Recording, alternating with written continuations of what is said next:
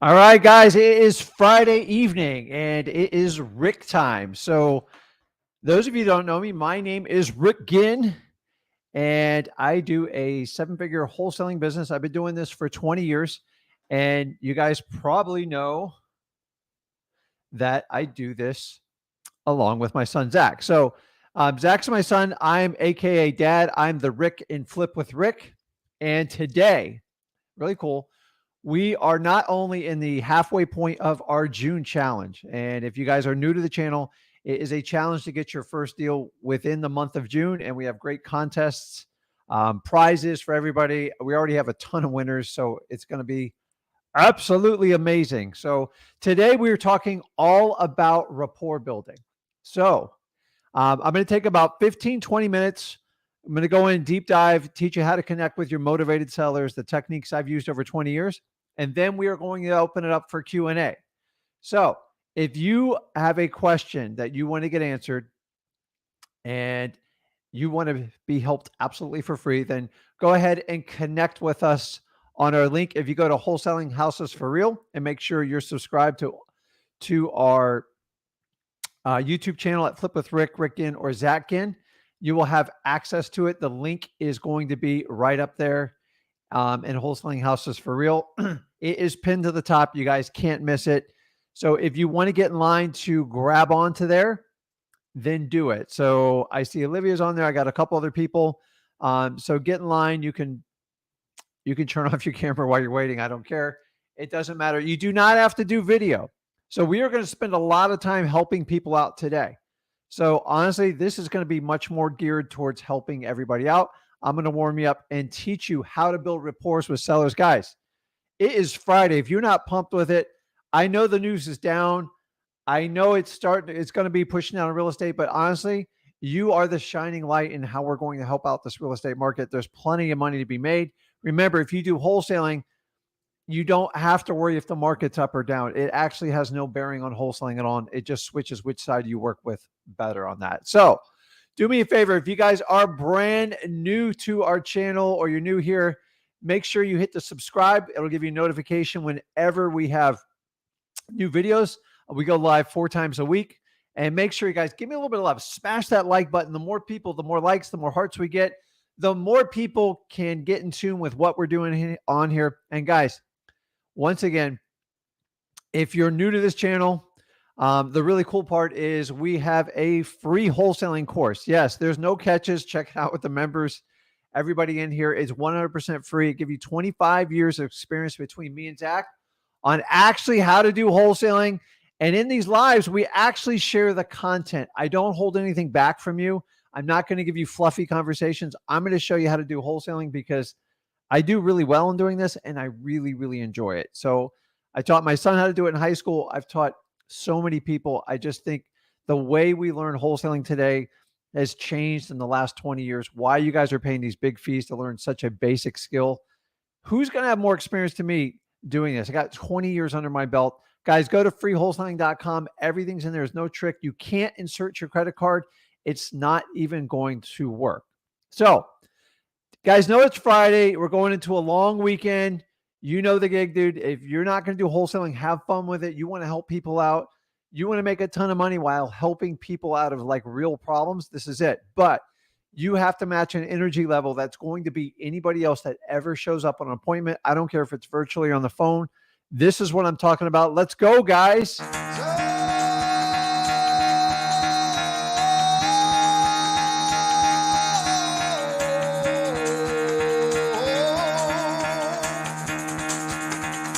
Get the fuck out of bed, bitch. Go.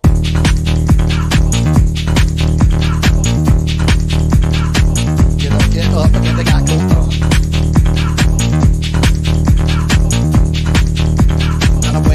Time to wake up, bitch. Get up.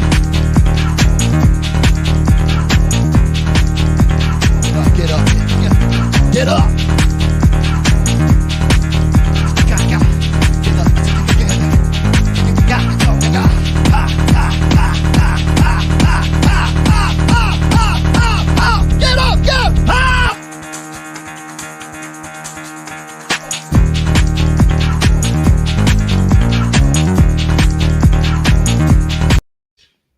Okay, guys, that's the energy you need to match. So, guys, when you go out to help these homeowners out, honestly, a lot of them you're going to meet at the lowest point in their life. And why not have a breath of fresh air? Why can't you help people out, help yourself out, and have everybody create a win-win situation? That's what I'm in the wholesaling for. I made a risky venture, what I thought was risky 20 years ago, working in a corporate world with a college degree, thought I had it all figured out. Long story short, it didn't work out. My parents' advice didn't work out. And if you're in that same boat with me at 33, I made a life-changing decision. And honestly, I was scared to death. So I know exactly what you're going through. So in this show, this program we do, it's all about teaching you to get started in wholesaling without all the fluff, without all the sales gimmicks, and get you to your first deal and then get you to your first 100 grand. Guys, it's actually easier than you think it is. I've done this for 20 years. I've never not made 100 grand in a year. I made it significantly more than that. And I'm telling you, get your first deal, then get to 100 grand. And I will show you the light of what real estate can do for you and your family. I got to get you out of the trap, the rat race, the paying bills to bills. Guys, I've been there. Wholesaling, I'm telling you, if you commit to it and it aligns with what you want to do, it is the ticket to get out of this. So if you're looking to change your family's dynamics, break the cycle, get more free time, you want to spend more time with your family and not live paycheck to paycheck, I'm telling you, wholesaling is the best place in real estate to get started. Hands down, you will limit your risk, get maximum cash. And guys, you need cash now. Once we get you the cash, then we're going to show you how to apply it to assets. But I'm all here about teaching a wholesaling. I know it's shocking. A guy's actually going to talk about wholesaling. I'm not going to talk about any other type of like digital assets. You guys know what I'm talking about. I only talk about wholesaling. And I find all these people that talk about all these other stuffs, stocks and digital asset stuff like that, all of a sudden you don't hear a word from them. It's not fair. You guys deserve better. I will always stick to my space, which is real estate investing, specifically wholesaling. And I'm not going to preach anything else to you. And that's my conviction. That's what I believe. And I really believe that in the last 20 years, we've come such a long way to do a live like this. So that's it. So we are doing one-on-ones, guys. Pile in there. I'm going to go through a little rapport slideshow, and then I'm going to jump in the lives. Honestly, probably 20 minutes, and then we'll be there. So get in line. It's coming up quick. So without further ado, let me adjust this so I am down a little bit hidden in the corner. So how to build rapport with motivated sellers. So we're in the month of June. A lot of you guys going through the challenge. We are on day 17, so we're talking about rapport. And rapports, honestly, a lot of people just take it for granted. Like, oh, what's the big deal? It's just rapport. Well, honestly, I can tell you this. If you do not get good at building rapport, everything else you do in your sales process is probably going to break down, because this is the human factor that we do the best on. Okay. There's some stuff like we're never going to have the most money. We're not going to be the most glamorous person online or like have the nicest things. But I'm telling you, connecting with rapport is something anybody who applies the skill to can easily do it. So rapport, guys, it's simply the ability to connect with people. So you hear that word connection. If you ever go, hey, listen, I connected with so-and-so, was just so good. Once you get that authorization for connection, a lot of the stuff goes real smooth. The question is, how do you get that connection? Today, I'm going to walk you through exactly how we do it. I'm going to give you the simple layman's version on how to do it and how you can use it for specifically wholesaling, which is the important part. And then you can use it on everybody else, family, friends, business colleagues, stuff like that. So remember, people like to do business with people they like. People like to do business with people they like. How many of you, have you ever done business and like the cashier's like really nasty to you? And like maybe you're hungry and you're like getting a burger to go and you almost feel like walking away from the whole thing. But let's face it, you don't. You rather do business with someone who was nice and somebody you got along with. It's human nature. I'm here to tell you. Okay. Guys, by the way, if you want to do the one-on-ones, I'm going to do them probably about 15 minutes. So just get in line and I will take them from there. Okay. So let's talk about how you naturally build rapport. Okay. Family's kind of built in. It's not always the best rapport, by the way. Friends are probably the most significant rapport. And I'm giving you examples of what you have in your life and sellers have in their life that have automatic instant rapport. So family, friends, colleagues, somebody you went to school with. The other one is geographical. Okay. So if I'm in South Florida, I find someone else lived in South Florida, you get that geographical rapport connection. It works really, really well. So finding out where your sellers have been raised, not where they're living or where their property is, helps out a lot. The last one, which we're going to talk a lot about today, is commonality. Once you can find some commonality amongst your motivated sellers, it's easy to connect with them. An example is if somebody likes a certain football team or a basketball team, you just connect with them. Now, if you naturally like them, then it's even a deeper conversation because two people have something in common and they feel connected and clicked. So if you work through this, this is how rapport naturally works, family all the way down to commonality. And the top one's easiest. And as you get further south on the list, it gets a little bit harder. Now, remember, you're not going to know you're not going to have a personal relationship with your sellers off the bat. You're strangers to them. That's where you have to bridge the gap from rapport. And remember, it is your obligation, not your sellers, to connect with you. They are judging you with everything that you are doing, saying, and fidgeting around with. So guys, if you want to connect on the one-on-one lives, go over to Wholesaling Houses for Real. Make sure you're a member there. And then you click that top link and that'll give you access to it. Okay, so let's talk about the keys to building rapport with motivated sellers. And so I initially said I'm just going to share the 5 basic steps, and I'm going to do that for you. But I've added a whole nother layer so you guys can completely understand it.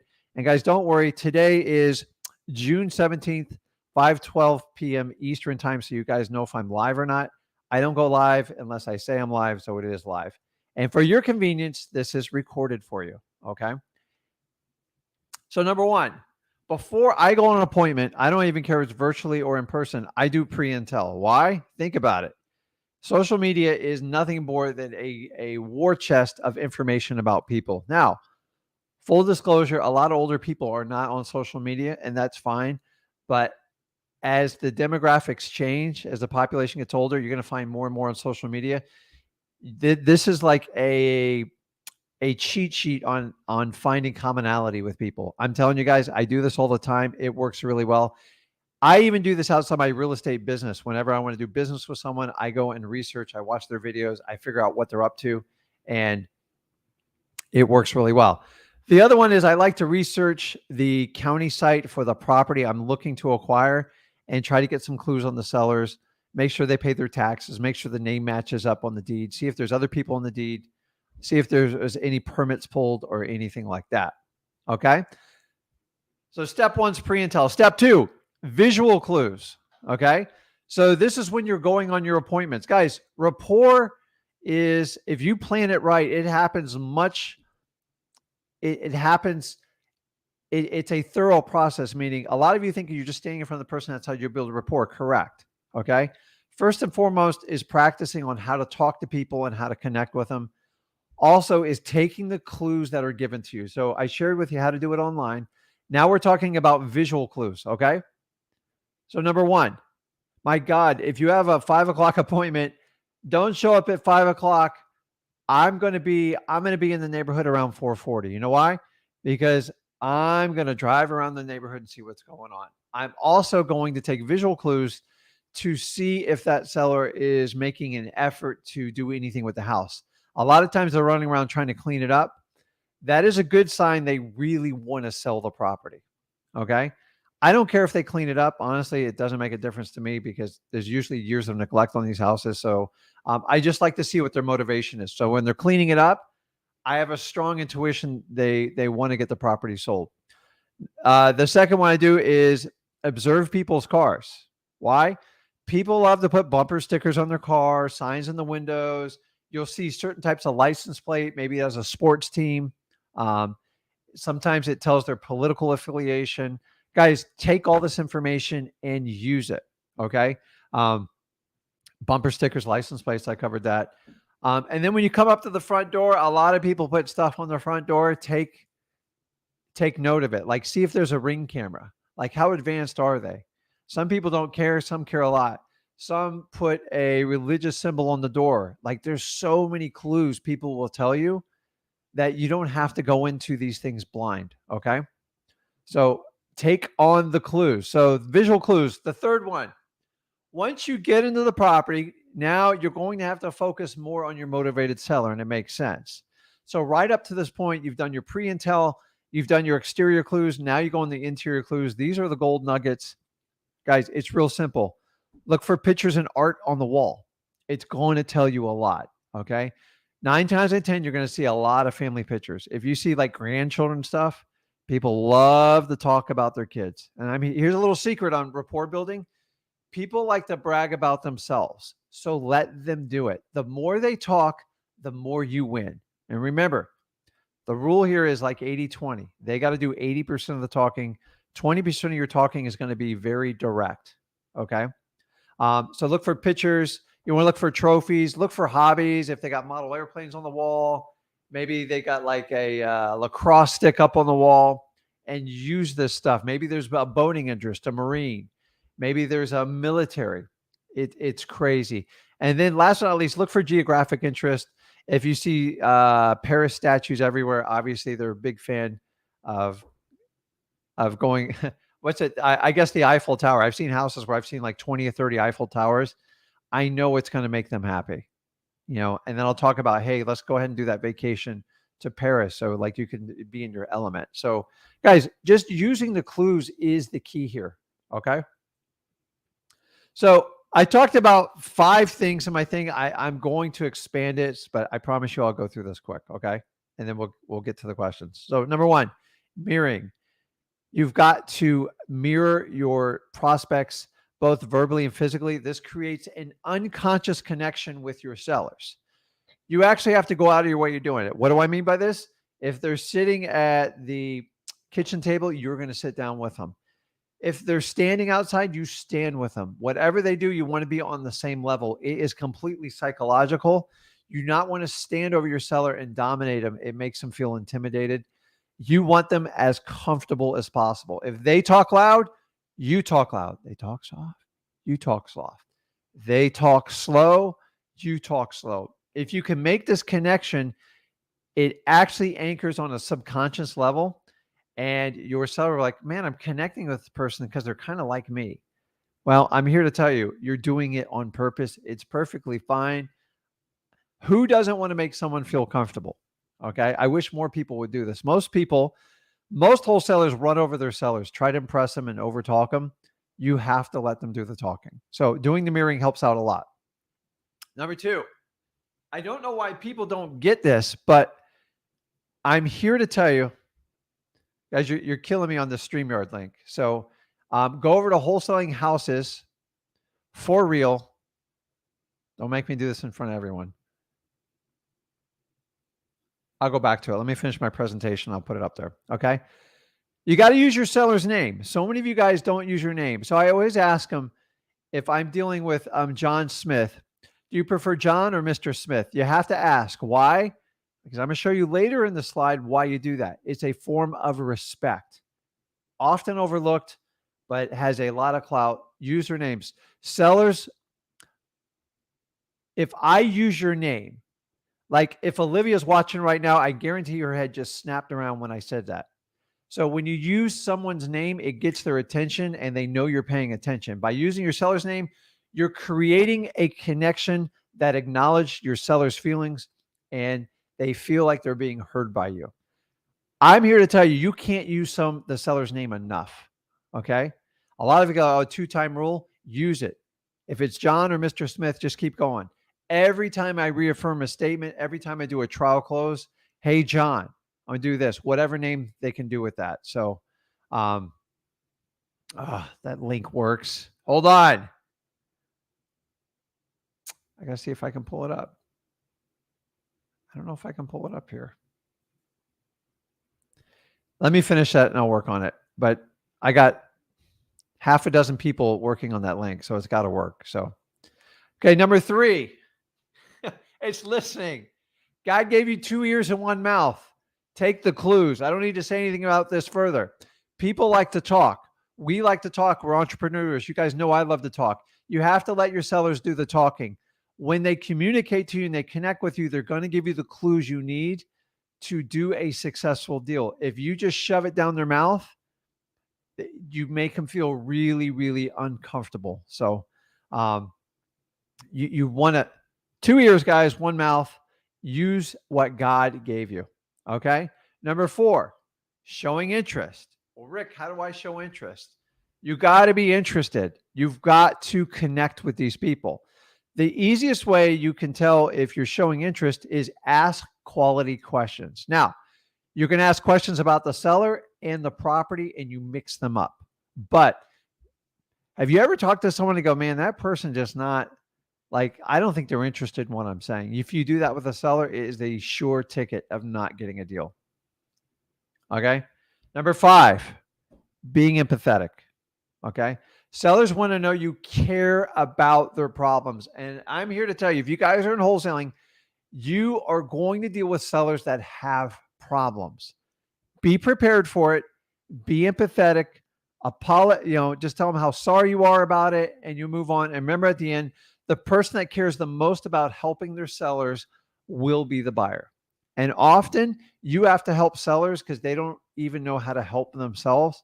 And you have to be a good conscience person to help people get out of their own way. So let's keep moving here. Number 6, you guys, I don't need to beat this in your head. Authenticity. I need you guys to be you, not someone else. So if you're following a famous guru or something, we don't need it anymore. Just be you. And every one of you have a superpower. God made us all unique. Otherwise, we'd be literally identical. If you're that funny guy or funny girl, or you're someone that really knows how to organize your thoughts and help people walk through this, or you're just a really good listener, use that skill. And if you know what that skill is, just ask your family members, especially kids. They will tell you straight up what it is. Okay. Honesty. Yeah. I know that's a freak word to be used in wholesaling, but honesty is the best policy. If you're honest, if you don't know the answer, you just simply say, Mr. Seller, that's a very good question. Let me get with someone on my team. Let me get you the correct answer, and I will call you back before the end of the day. Does that work for you?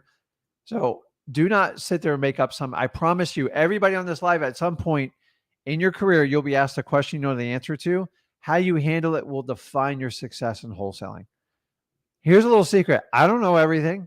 I still, today, I had to talk to a lawyer for 25 minutes to figure out a problem.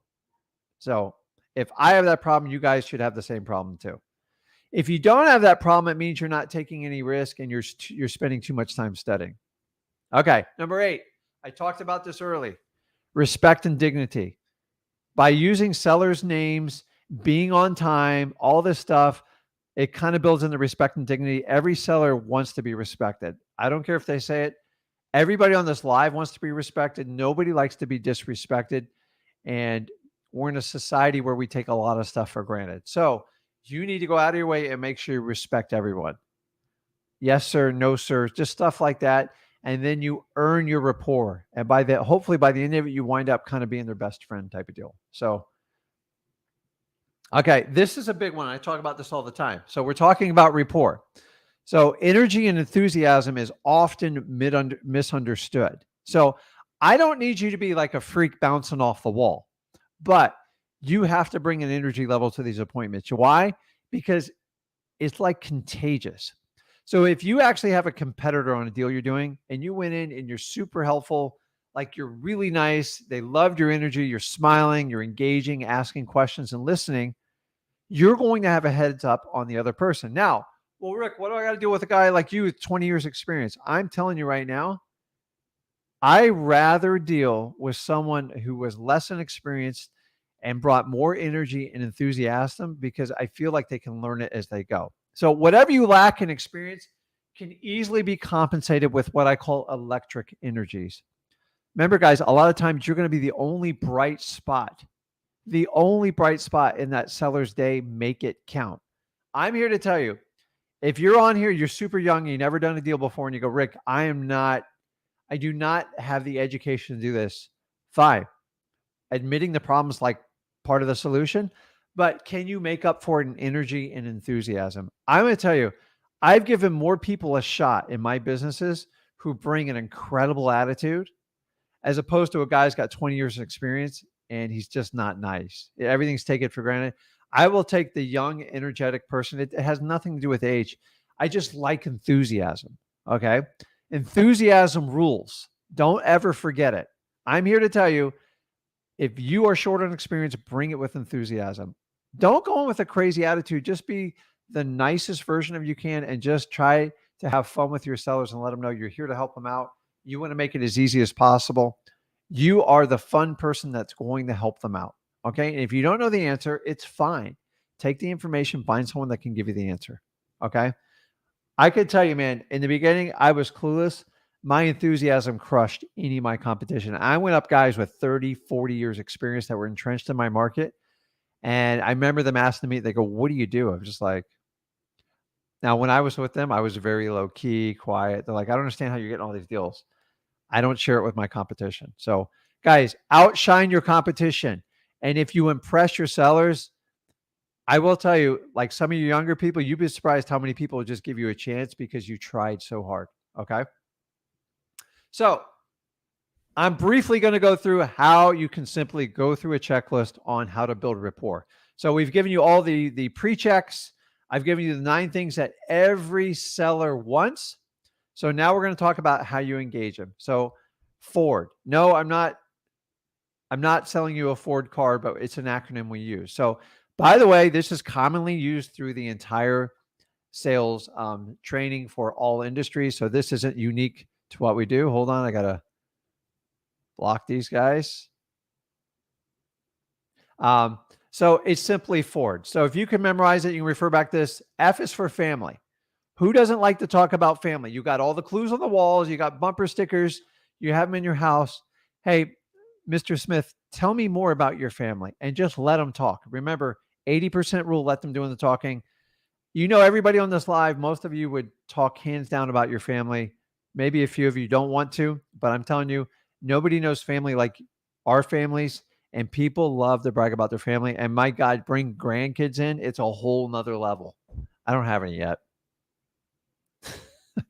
Okay, occupation. Everybody likes to talk about what they do for a living or what they did for a living. This is easy. That's the O in occupation. Recreation. What are their hobbies? What do they like to do? It's people love to talk about this. Even if you don't like it, embrace it. Okay. And the last one is dreams. Why do we talk about dreams? We want to know where they're going so we can help them get there. The Ford method is simple. You can memorize it easily and you don't need like a cheat sheet for it. So it's family, occupation, recreation, and dreams. And I'm making this simple. Guys, people want to do business with they feel like they connect. How many of you guys have given business to a friend that's probably not even slightly qualified to do whatever you wanted to do, but you gave it to them because you had a connection with them? That's what you have to replicate in this market. And that's what I'm teaching on it. So guys, this is all recorded. I'm going to pull this off there, put my mug up there. And dude, we got a full house tonight. So here's the rules of the lives. Okay. We're going to go an hour and a half. Okay. Have your questions ready and let's find solutions. I don't want to complain because we can sit here and complain all day.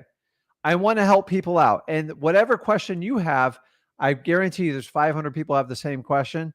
So there's no real dumb question. All I'm going to do is I will talk to you and give you the truth though. So if you can't handle it, don't do it. I do it out of love to help you out because I'm not taking money from you and I'm here to tell you the truth. So first and foremost to everybody, once again, if you are new to this channel or you're just jumping in, we're doing a June challenge. Go over to freewholesaling.com. We have 17 days posted. You can cram it in this weekend and get caught up and be qualified to enter your name into the contest. Guys, the idea is about getting you to take action and do it. So we're going to talk about a lot of it too. So go to freewholesaling.com and let's get going here. Elizabeth, who I got? Olivia, you there?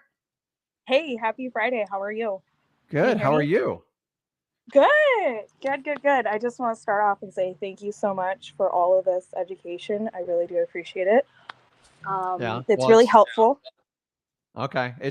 So now we got to turn the education into action, because you guys got to understand, we're going to do this differently than our parents taught us. And listen, we all love our parents, but they sent me through school all the way to college.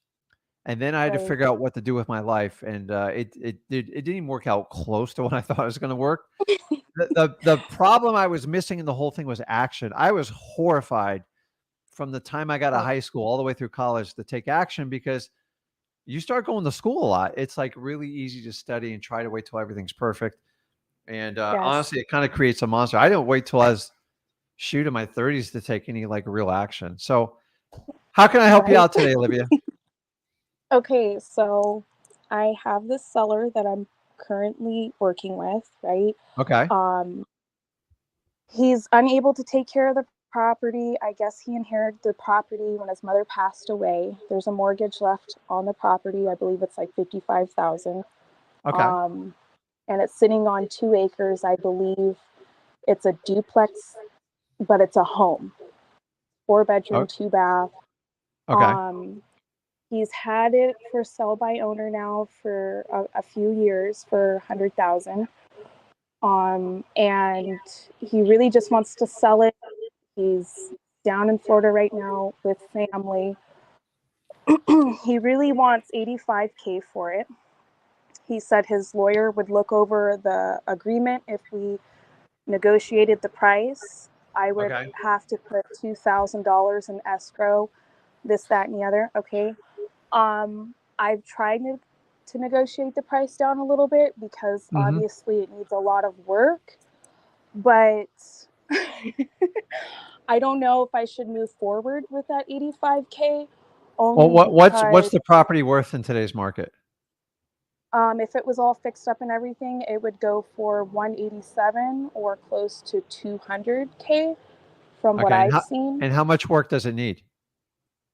Approximately maybe $70,000 in repair. I'm talking new carpet, new appliances. I'm gonna save you, leave it. It doesn't work. There's no money there. I'm just like it's. So the biggest red flag I hear right off the bat, I want everybody to hear this on that. How many years was he trying to sell it? 3 years, I believe. 3 years, and he did it during 2 of the hottest years we've ever had in real estate. Okay. Yes. There's a reason. Some people they're nuts. So, so this is a scenario where the property's qualified. Yes. Meaning the property's motivated, but the seller's not. Okay. Okay. Here's the real secret to it. Only time will cure this issue. There's nothing you can do to make it work. So you need to come up with your maxable allowable offer, and you just can't go above that number, and it just can't be an emotional thing. Now, the only way that equation changes, guys, is if Olivia has a hot buyer that wants to buy a house in that area, and he's already said, I will pay her $100,000 for it. Lock it up at 85, because you don't really have a lot of risk there. But $2,000 deposits, and he's trying to dictate all the terms. I'm here to tell you, motivated sellers do not dictate terms to you. They're just happy you're buying the house. Is there degrees of it? Yes. But I was helping a gentleman out online. Every now and then I randomly pick people and I help them out. And he had the same thing. And he gave me an email from the seller. I'm like, dude, this is the craziest thing I've ever seen in my life. So you guys know, motivated sellers don't have their attorneys review stuff. They don't demand high deposits, and they don't tell you to put 0 days inspection. Those are not motivated sellers. Those are people that need a realtor on MLS. And so if the house is motivated, I just check in with them like once every 30 days, because eventually they're going to give up. Okay. That's good to know. That answers. Yeah, like you're pointing in the right direction. Some deals just don't work. So the only thing he's going to fix that deal is time. So keep following up. The property's motivated. He's giving you every clue he's going to be beyond difficult. You don't need difficulty in your life. Go find someone that's going to work with you. By the way, his property value is not going to go up in value anytime soon. And is he living in the house, or is it vacant? No, it's vacant. And he said he lives hours away and he can't keep up with the property anymore. He doesn't want people going in and out of it. And he just basically wants to wash his hands from it. I originally offered him $65K for it. And you're right on that number. too late. He said that was too low. Yeah. And I gave him the estimates and all of that. And now it's just at the point to where the seller is emailing me, texting me, calling me, right? And, and I'm like, I So don't let me go know. back to you. You said, did somebody pass away and he inherited that property?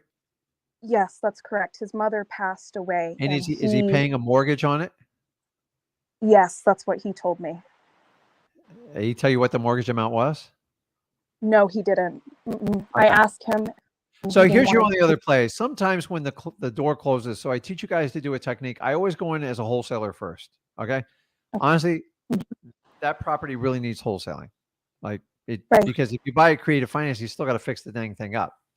The only other Right. play you can do is, the opportunity for, so I'm going to teach you a lesson here. What's the opportunity for creative financing in this deal?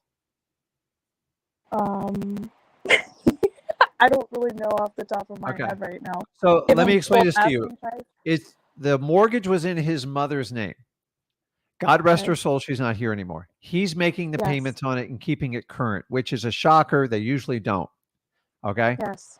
Mhm. So he has a mortgage. Is that mortgage is in his name? Yes, How can it be in his name if But it's in his mother's name? that's what he told me. And I seen on the title that it was a gifted deed. So I'm not sure if the seller is not accurate on his Yeah. information about the property, or if So here's the only thing you can offer a guy like that. Your only play on this in the current scenario, and time could probably fix a lot of this, is Mhm. offer to take over that mortgage subject to, and then Okay. offer him a cash out difference on it. Now, you still got to find a buyer. The only reason if Right. you do something like that, it makes it much more attractive for someone else to get into it because they don't Right. have to go to a hard money lender, so to speak. So right now, your worst case scenario, if took over the $55,000 mortgage, remember that's just going to go to the bank anyways. And if it's not in his name and his credit's not on it, he's not going to care. If it is, this is a mute conversation. Okay. In theory, Right. sorry about that. Your cash buyer could come up with 30 grand minimally to take over that property without having to get a hard money loan or anything. You just add your Right. fee to it. So if you got them to pay Okay. 80, you could have someone bring 40 grand to the table. And then basically, if you got 80, that would give you, you get 10 grand in your pocket and the other 30 goes Right. towards the difference on it. And then they take over the mortgage. Why is that like super sexy to people? Because they don't have to qualify for a mortgage. They don't have to get hard money and it goes like really fast. Now, if he's not open to do it, like honestly, the only thing that's going to fix this is time. It's time. That's it. Okay. That's good to know. That's really, So really good always, to know. guys, keep out when you have probates and somebody's passed away. If that mortgage Yeah. is not in their name anymore and they Mhm. don't want to take a wholesaling deal, you have flexibility to work with them because there's no risk in giving you that property subject to. It doesn't affect their credit. There's I no see. drawn out paperwork and it works. They are my favorite subject twos because you get very few objections. They're like most people go, Okay. well, that'll be great. Like we can even go faster. And then when you go to sell Awesome. it, you can either keep it for yourself for a rental, only if it's in good Okay. shape. But if it needed rehab, you just turn around and package it and go, listen, I can actually provide Right. some financing for this for you. Like, really, you would do that? And sky's the limit and however you want to charge stuff. So just look for that opportunity. But he's not motivated. Yeah. It is what it is. Yeah. I tried to talk him down, and he wasn't budging from that price, and I felt like I should just keep him in Yeah. a follow-up. But So in just the moving follow-up, here's what I would say to him when you reach out to him in 30 days. Just say, what if his name was John, say, hey, Mhm. John, how many contracts do you think he's actually entered into on that property? Honestly. I bet you a bunch. I bet you a bunch of wholesalers have Right. fallen through Right. on He him. told me he had a lot of investors. He He said what? did. He told me he had a lot of investors, and he was Yeah. just tired. He Yeah. told me he had a lot of investors and a lot of people reaching out to him, and he was just tired of it. But Yeah. I gave him Listen, a fair if price, you I can feel hit him like, at the right so time, he's just going to give up because yeah. when he starts to get negative news about the market, he might take action. You just got to be in his face when it happens. And like when they do this little Okay. dance to him, my follow-up is like, John, are you tired of playing this game? Like, just hit them. The worst he's going to do is hang up on you. Like, are you tired of having Right. people write you offers that aren't going to work? We need to find a number that works for both of us. If you want to get rid of that property, I can get it done, but we gotta cut the games out. I do not want to waste your time. When you sign it with me, it'll be Okay. done, but you got to get the right price. You have to get the right price. Okay. Sounds You like got a it, plan. Olivia. Thank you Just so keep going and much. keep them in I follow up really and find some appreciate others. it. Okay. I will. We got I'm it. working with a few leads. Thank you. All Awesome. right. Bye. Okay. Okay. So, Terrace, I got you next coming up on here. So I'm gonna answer some questions on here. So I love this question, by the way. What can I tell a seller that thinks the property is worth more than it actually is? How to break it to them? There's a couple ways. Okay. I always let the seller try to come to some sort of like recognition of what the property's worth. Because a lot of times when we tell them, they don't believe us. So, um, so the first thing I always have my people do is look at the Zillow Trulio values. You know why? It's not because we believe them. It's because that's what the owners think their property's worth. So if you already know the answer and you ask them for it, um, a lot of times when they throw me a price, just simply by saying, Mr. Seller, how did you come up with that number? And just shut your mouth. And you will be shocked what comes out of their mouth. And most of the time you go, well, my friend's a realtor. He said I can list it for that. Yeah, but what do you want to sell it for? And that's where you have to understand you can list stuff for whatever you want. It's what it sells for. I talked to my attorney friend. I talked to my girlfriend. I talked to my mom. And a lot of time they're getting outside parties kind of giving them the number. Now, the second part of this is you're going to have people that say, I need to get $100,000 because I need to retire and move to Florida and take care of my grandson. Commendable. I love it.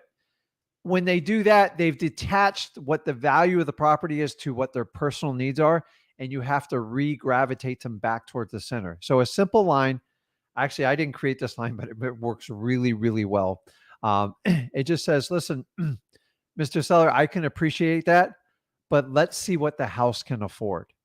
And you're basically saying, listen, I know you need that, but let's bring it back and see what the house is really worth. And when people get so out of whack, like I need $1 million for that, I go, listen, I can appreciate it. I want $1 million too, but why don't we take a look and see what the property can afford? And then most people will shut their mouth and kind of go from there. So good question, man. Okay. So Terrace, you there? Yes, Anna. Is it okay? It's Anna. We spoke before, haven't we? Yes, we have. Oh yeah, you're the go-getter. I remember you. I know, right?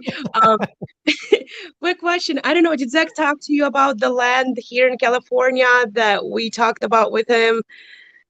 I think you were working with Zach on that one. So Yeah. My question is, the lady offered like 2.5 million for it. I mean, that's what she wanted for it, and Zach said it's too much. Like, how do you do this math where you think it's too much? Because it been approved. Me and my husband, we have the same question. It been pre-approved for 20 homes, and like, how do you do this math knowing that? So let me just break down the simplest part. First of all, you're in California, right? Yeah. Okay. I'm going to be in your state soon. So anyways, just visiting. I'm not moving, guys. The reality is, the piece of property you're talking about is, I'm going to tell you how it is. Okay. Cause I want everyone to understand. It's a little outside the normal scope what somebody starting out in wholesaling is going to do. Like there's a lot of moving parts, a lot of big money, and I've done deals like this, but I'm telling you, they take a lot of skill. And in the end, when it gets down to the final numbers, people are going to make you prove everything up. Okay. The challenge is getting a cash buyer to come up with $2+ million takes a level in this business. You got to be in it for a little while because you got to make a lot of contacts. That's not your average person, by the way. Now I know in California, $2 million is nothing, but for the average person who's wholesaling, that's way above the average price, like median. So I also know the person was a doctor, right? Yes. Okay. Here's a little hint, guys. I'm just like, don't shoot me if you're a doctor, a lawyer, or a professional. My experience, doctors and lawyers, very difficult to deal with in wholesaling. Just Okay. It's just a general rule. I've bought them from it, but my God, the amount of an analysis and like checks and balances you have to do. Typically, that doctor, if you move forward and say, "Hey, I'll do it," they're going to freeze you at they're going to see a proof of funds, and they're going to look for like real bank statements and stuff, and they're not going to give you like 3 months to come up with it, and you're going to hit a roadblock on that one. So I'm not saying it's not a deal. I just think it's a little outside the normal wheelhouse. And the problem is, I don't really know the values there to know if, okay, that's a slam dunk or not. So we can just go off dry numbers, but a 20 house development in a certain part of California, I don't know if it's worth $1 million or $2 million. Like it could be $1 million on either side. I don't know, but I know they paid like. But like surrounding houses, I explained it to Zach. Surrounding houses were worth like 500K, and I'm talking about like really bad houses, like California prices. You know what I mean? So here's what you need to do. You need to find, if you want to pursue this deal, you got to figure out like what it's worth, because you don't know what to really offer. Because and that's the thing. How do we do this? Problem. Well, so normally we would look at comps, and we would put things together, and we talk to realtors. It's actually pretty easy. Okay. You start putting 20 together, especially in a moving economy where builders are like, they want properties, but they're a little bit scared. So you have to go to the builders, and you can't share the address. You got to be like, they are super, super sneaky. You got to find in this zip code, roughly in this area. If I had, and then I have 20 buildable lots, and tell them what the average footprint size of a house is there. If it was 2,000 square feet, 2,500, and just say, what's the going rate for these? And you're going to have to find 15, 20 people and find out.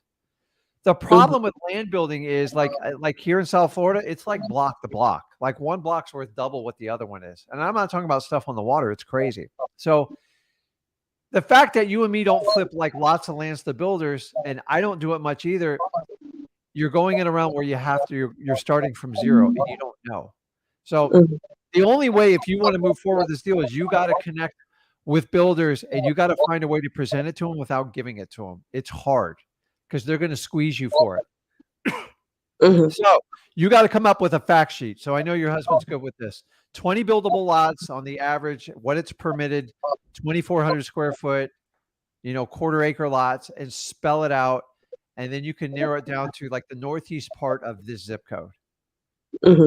Find out if utilities, all this other stuff. I'm not a land develop expert, so I can't really help you too much in there. You just got to find to see if there's demand to it. My challenge is, Anna, is I don't want you to spend all your waking hours working on this one. If it works, great.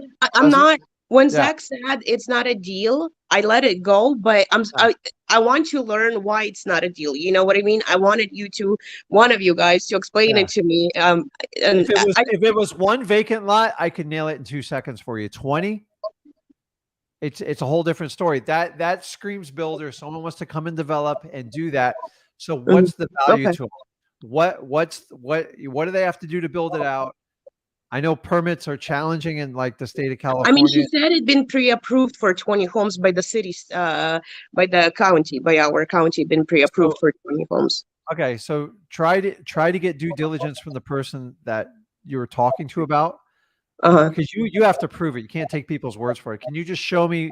And once you get some of that stuff, you can redact some of the stuff and maybe talk to a builder. So I have somebody in my local market that deals with the entire southeast part of the United States.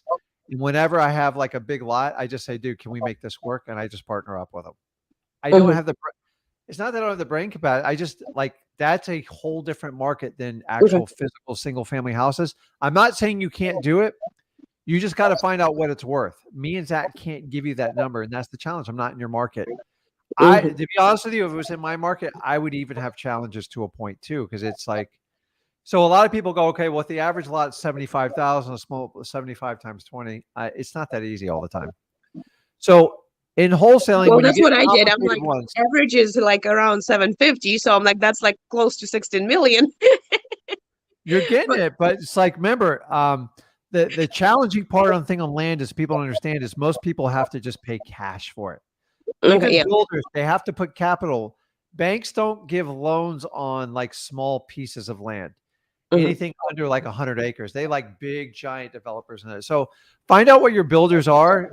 So like in Florida, our common builders are like Pulte, Holiday Home Builders, GL, and all that.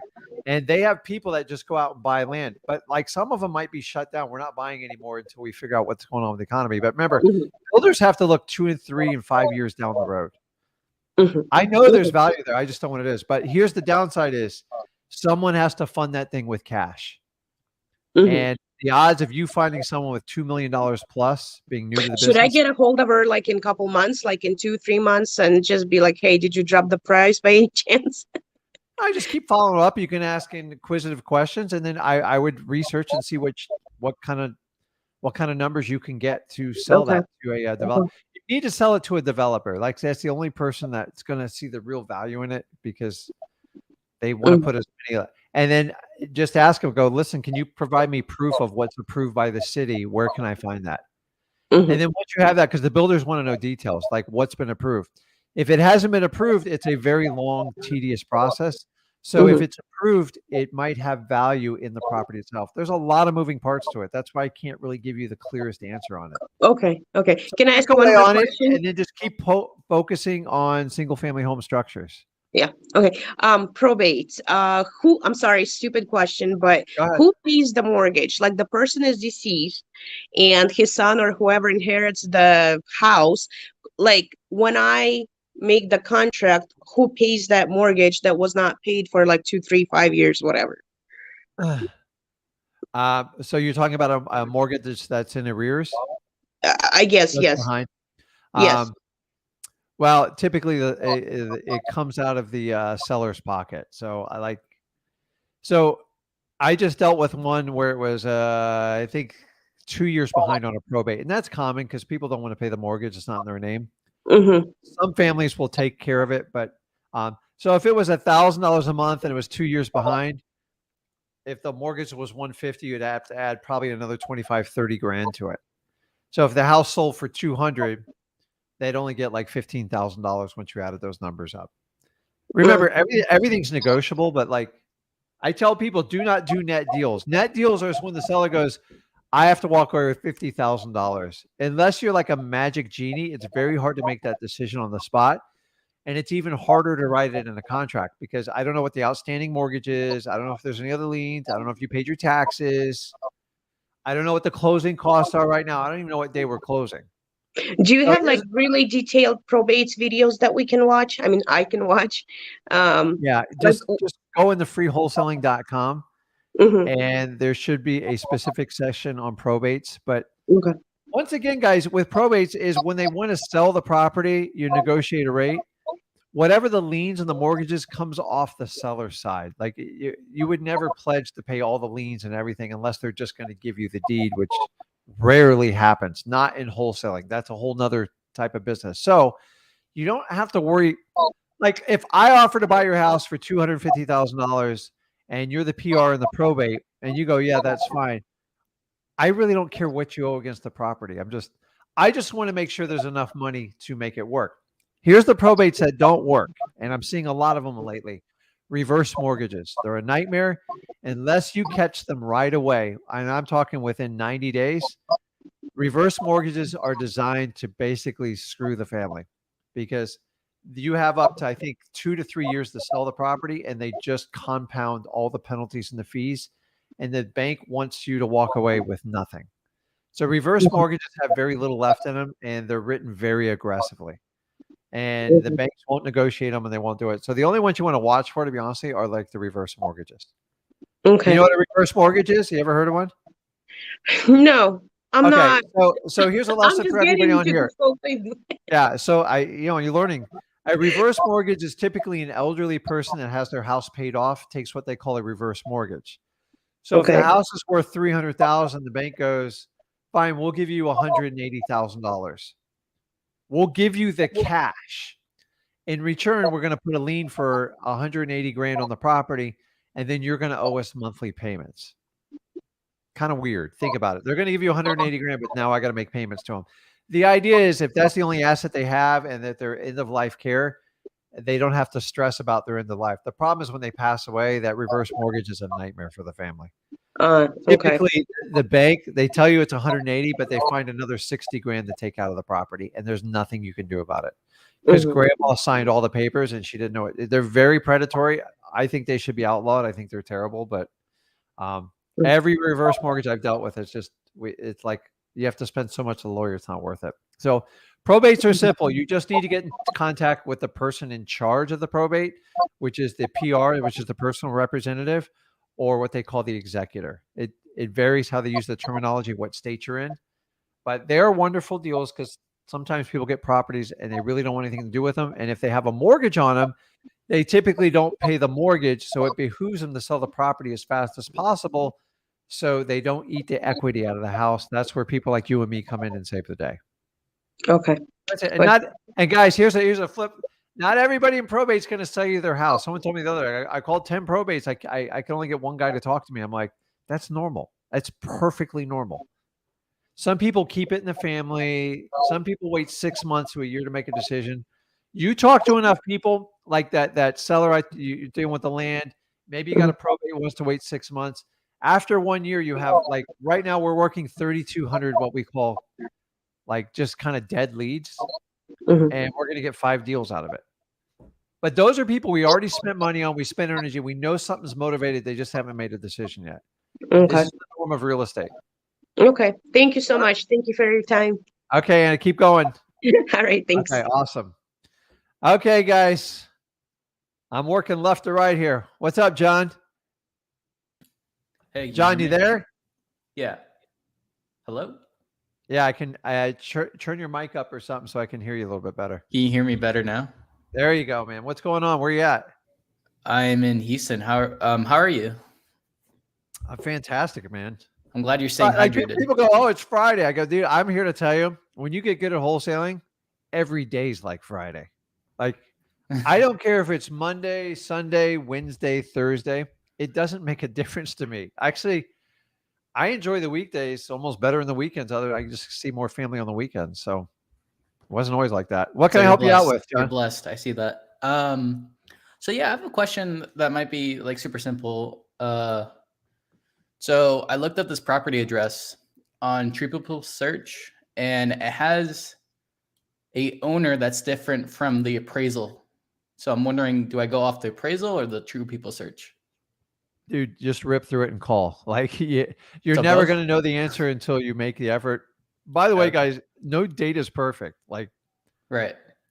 We get people on lists. Like, I don't even own a house. I'm just like, how the heck does that happen? It's data. You just shoot. Honestly, in the time we've had this conversation, you probably could have called and figured it out like that quick. So I wouldn't spend much energy on it. I just rip through it. Yeah, I'm not trying to overthink it, but you know. Yeah, you're overthinking it, dude. Just call it. Just call it and get it over with, and that'll be a fast answer for you. All right. Makes sense. Yeah. Okay. Okay, right, bud. Happy Friday. Okay, bud. I'll see you. Okay, let's see here. Let me see if any questions. And I got Marquise. I got you coming up here. I'm going to get everyone. My goal today is to get through everybody that wants to do a one-on-one. So, okay, let's just go here.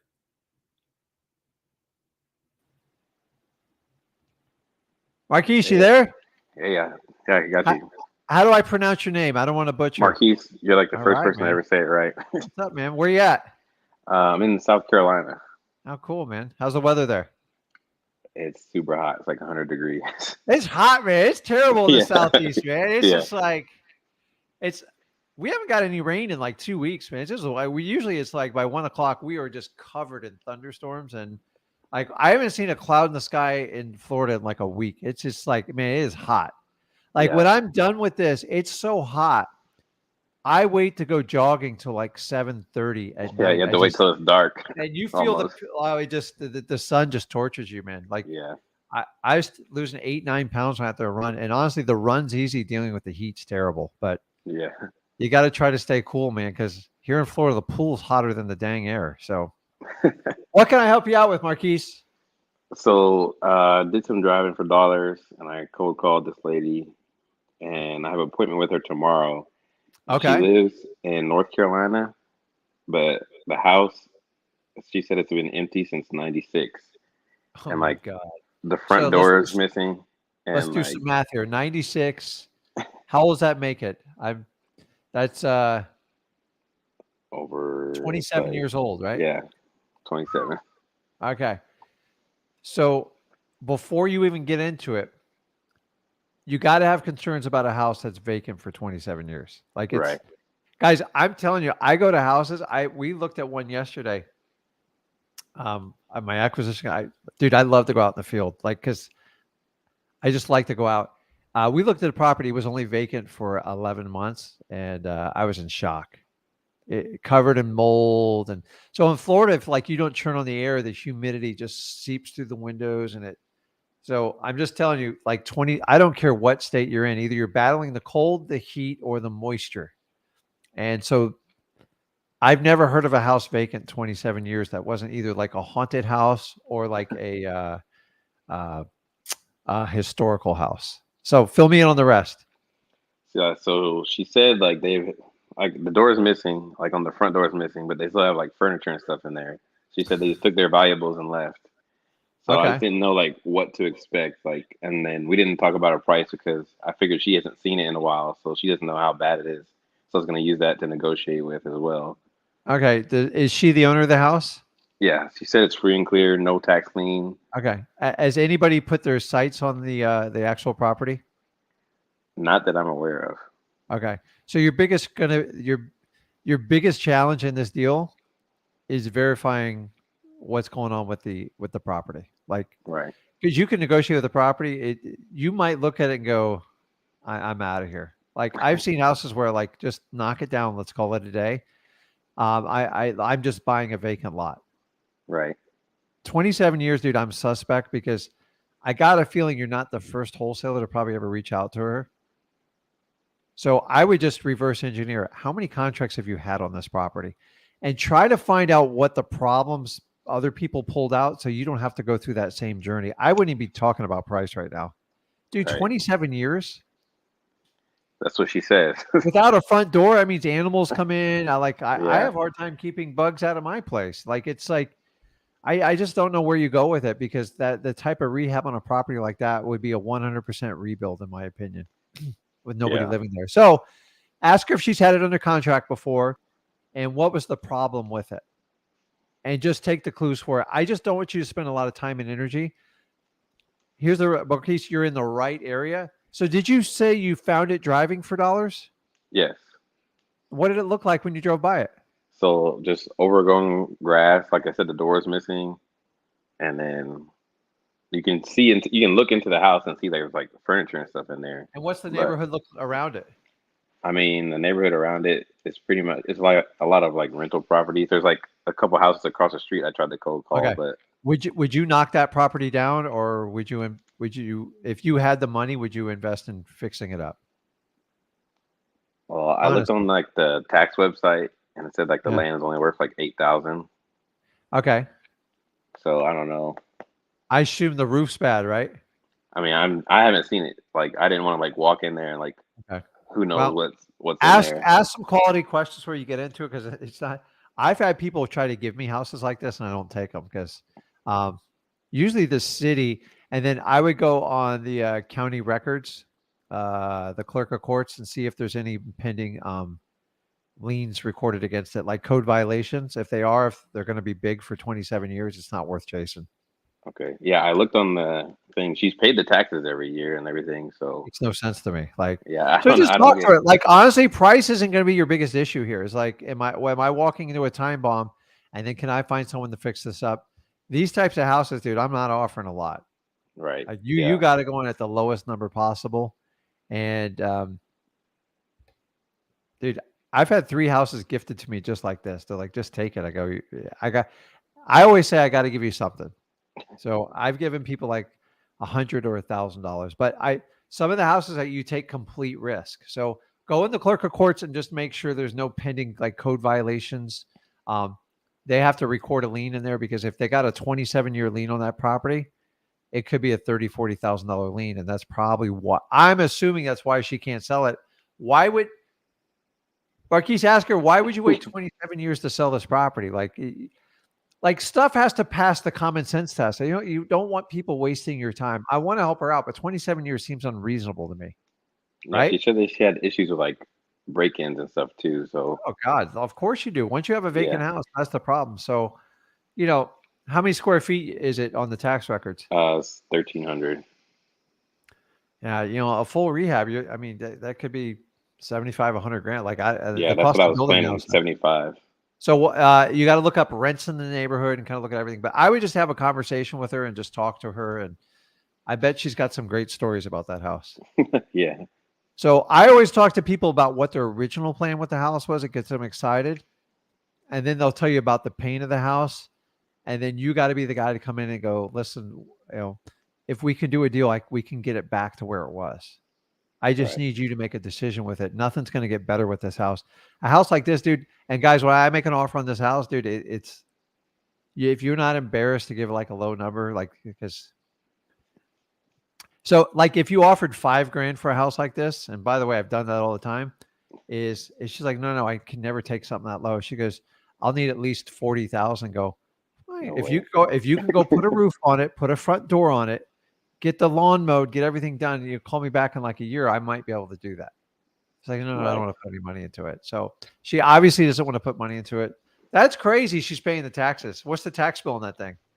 I think it was like $150. Yeah, man. I would look at every option too. I would also look at, I mean, you got utilities there that has some value. I don't know. I bought lots like this and put, I've put mobile homes on them, but like you got to be careful because certain parts of the city doesn't want to mix mobile homes in like regular neighborhoods. So, but if you have a deed with no restrictions, that's an option you can put on there. You'd be surprised what mobile homes rent for these days. I have a lot of mobile homes. They're renting for $1,200 a pop right now. When I bought them, I was getting $250. That's crazy. And the mobile home ready, I had to replace one of them. It was $65,000. I could care less. Right. And then I got $1,500 for that one. And like, I don't know what other house you can buy and like do that. So look at all your options with the property.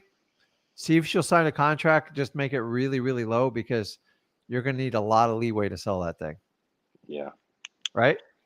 Yeah. But you're in the right area. You definitely have a motivated house. I think she's motivated. I would find the story so you don't waste a lot of time on it. Okay. Okay. What else can I help you out with? That was really it. I just didn't know like what to expect going in. Like at what point, like when like too much damage or whatever's going on, like animals Honestly, with everywhere. like 27 years, I'm telling you, it's a huge red flag. So Right. the odds are against you because most builders are going to look at it and go, just knock it down. So a roof life only lasts 15 years. And once the roof's penetrated, once it starts getting wet from the inside, is the whole degradation that just falls apart, mold, animals. Sometimes we it's had easier a to start over. crazy storm yesterday But too. So once I know you, it's yeah, gonna be once you wet. don't have that roof secured anymore, and you're telling me there's stuff in the front door, I don't think that home's salvageable. But you drove by, kind of figured out, talk to her, get the story from her, and go from there. And then if you want to put it under contract, just have highly flexible terms, 90-day inspection period, and Okay. throw it on whatever price she agrees, and see if you can get anyone to get traction with her. But she's going to understand if that deal doesn't work out, right? Right. Dude, there's someone there wants to buy it. I just don't know what the price is. So a house like that, I probably wouldn't offer more than $5,000. Like, what are you going to do with it? Yeah. Because think about it, if the land's worth $8,000 and you got to knock that house down, you're upside down. Yeah. You're So just see what she has in mind. And you'd be a lot of times they're like, listen, if you could just get me like a nice dinner, or I always give them something monetary in exchange. I tell you what, I'll get you a gift card. I'll let you pick out what you want. Get a local grocery store. That'll be my deposit. Give her $50 or $100, and then put it under contract for 6 months and see if you can find a solution for it. That's what I would do. okay. Dude, the house needs help. She needs help. You need to solve a problem. The problem is, once again, we don't know what it's worth or what it's going to sell for. So you're going to have an open-ended contract. She's got nothing else going in the house. You have nothing to lose. Anna, before, she's chasing down a $2 million deal. She's in the right area. The problem is she doesn't know what it's worth, so I can't tell her what to buy it for. This is the local market. Guys, you have to bring the experts to it. If you guys want to JV with me and Zach, I can walk you through any mechanics, how to talk to anyone. I'll even talk to your sellers. You guys have to know the local market. So I would do your research on the average square foot house in there, what it's going to cost to rehab it, and just get all the options. Dude, somebody wants to fix that. Right. I would, and I tell you, once you got under contract, I would go talk to the neighbors. They would be your biggest advocate to get that fixed. How would you like to live next door to that? You'd be ticked off. Yeah. And Well, think about what you do. You fix up a neighborhood. You help out a lady with a 27-year-old vacant house. You just don't want to go through like 6 months of like purgatory hell with the seller. Right. There is a reason it hasn't sold before. And I think if you find that out, so you don't spend too much energy. If not, put it under contract, stretch it out 90 days, even 180 days, and see if you can find her a buyer for it. Okay. That's one you should be able to get very long because it's a crazy deal. Okay. And the simple contract, use my 2-page contract. You don't have to have a complicated contract for this one. Yeah. I just downloaded your guys' contract earlier. And, dude, you got to do a lot of due diligence. And then here's a really cool, you start taking buyers out there. They're going to give you feedback and tell you what the most they can do. And then if you can find a way to make it work, go back and reverse engineer it with her and go from there. I've done deals with this for like $500. I've had the deed signed over, to my company, and then I partner up with the builder. I let them build it, and then we do some sort of profit split at the end. Like $500, I got nothing to lose. If he's going to build the house, put up all the materials and finance it, I just stick around and wait for a paycheck a year down the road. That's another option you can do with that. That house needs to be most likely knocked down and put up a nice new house to help out the neighborhood. Some affordable housing, right? Yeah. I know it doesn't exist anymore. You got it. And then another thing, like the tax on the tax like website, it said the market value was like 29,000. So I don't know if like it has been empty or what's going on for sure. Maybe she let someone live there. I don't know. Well, but listen, it can't be that old and stuff.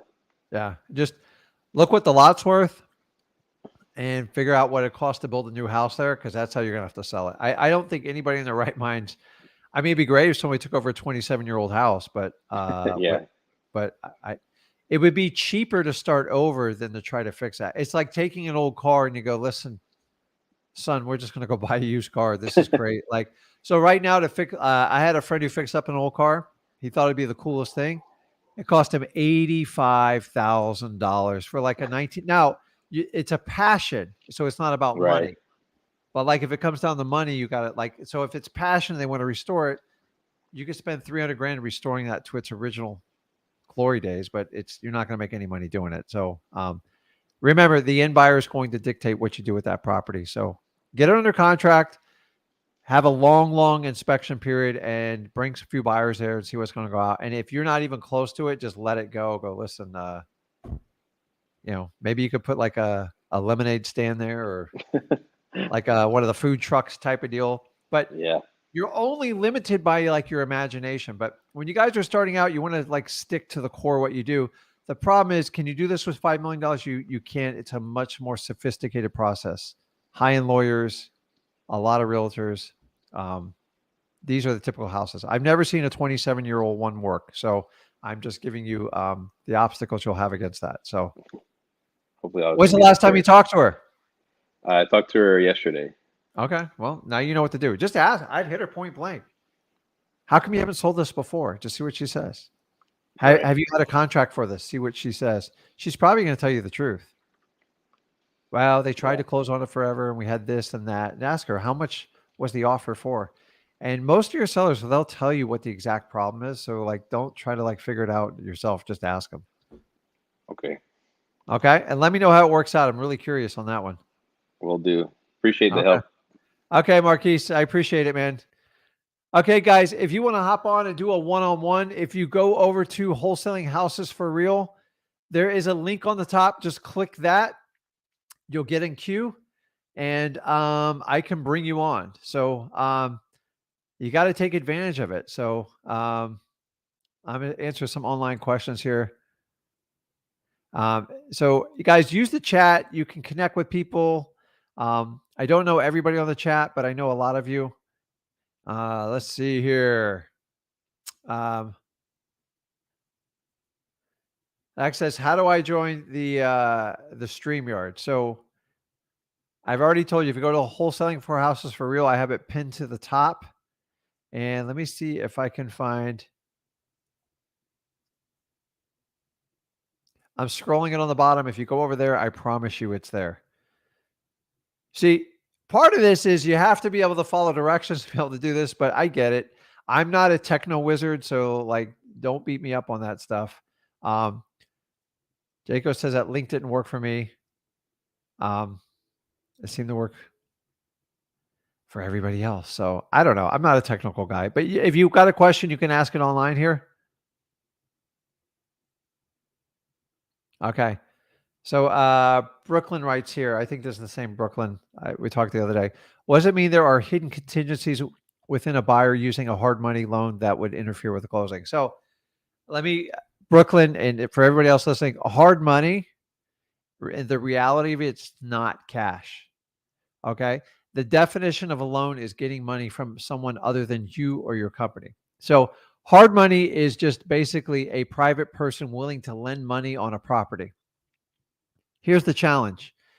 A lot of people go get hard money is, I don't even like selling properties with hard money. I will never sell a property to a beginner that does hard money because they don't understand how it works. They call it hard money for a reason. Did everybody hear me? They call it hard money for a reason. They have, they do appraisals, they do inspections, and they have a lot of conditions that have to be met with the property. So for instance, if you have like a code violation issue, the hard money guy, he can literally back out at the closing table. You guys know a hard money person, they're not obligated to close anything. So a lot of hard monies will push demands and contingencies down the seller's mouth, because you have the contract, and they're okay with assignments and all that other stuff. But every now and then they'll throw in a condition and like, no, I'm not doing that. And the guy goes, well, I'm not going to fund it. That doesn't help you if you're selling the property as a wholesaler. So I only take hard money from people that have a proven track record and they've worked with that hard money lender before. And you better call that hard money lender and like get a relationship with them and tell them what the obstacles are on the property, because he or she doesn't want any drama either. So hard money in reality is a loan. A loan has contingencies. They typically have an appraisal, and they want to do inspections, and they want to make sure the title is perfect. Here's the problem with that. They can back out at the last minute for something your buyer did. Now you're thinking, well, I got a non-refundable deposit. That's great, but that doesn't help you because you have a contract that's getting ready to expire and you have to go get a new buyer. So I try to avoid hard money, like unless it's my only option. And if you're going to do hard money, make sure the person's done a few deals and they've done business with that hard money person before, and then talk to the hard money person before. I've had hard money lenders not fund a deal at the last minute because they just weren't comfortable, and that doesn't do you any good, and you'll wind up in a mess. So you do have risk with hard money. It is a loan. It's just a type of loan that can fund on wholesale deals, and they're okay with assignments. So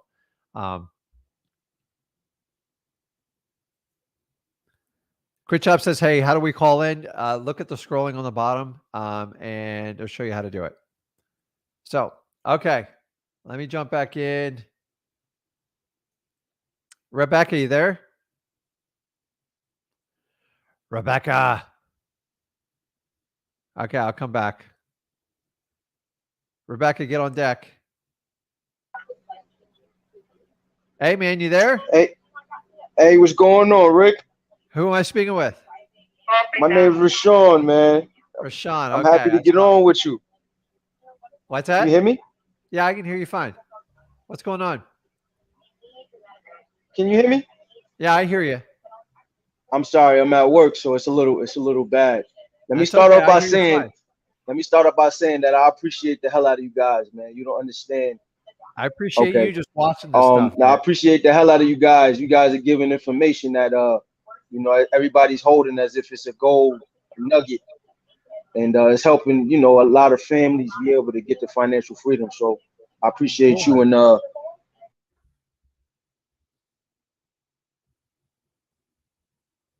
right, Rashawn, you froze on me. Let's see if he comes back here. Okay, Rashawn, I'll bounce back to you. See if your face gets unfrozen there. So, Guys, if you want to join, go over to the wholesaling group, and there's a click on the top there. So Brooklyn, I hope that answers your questions.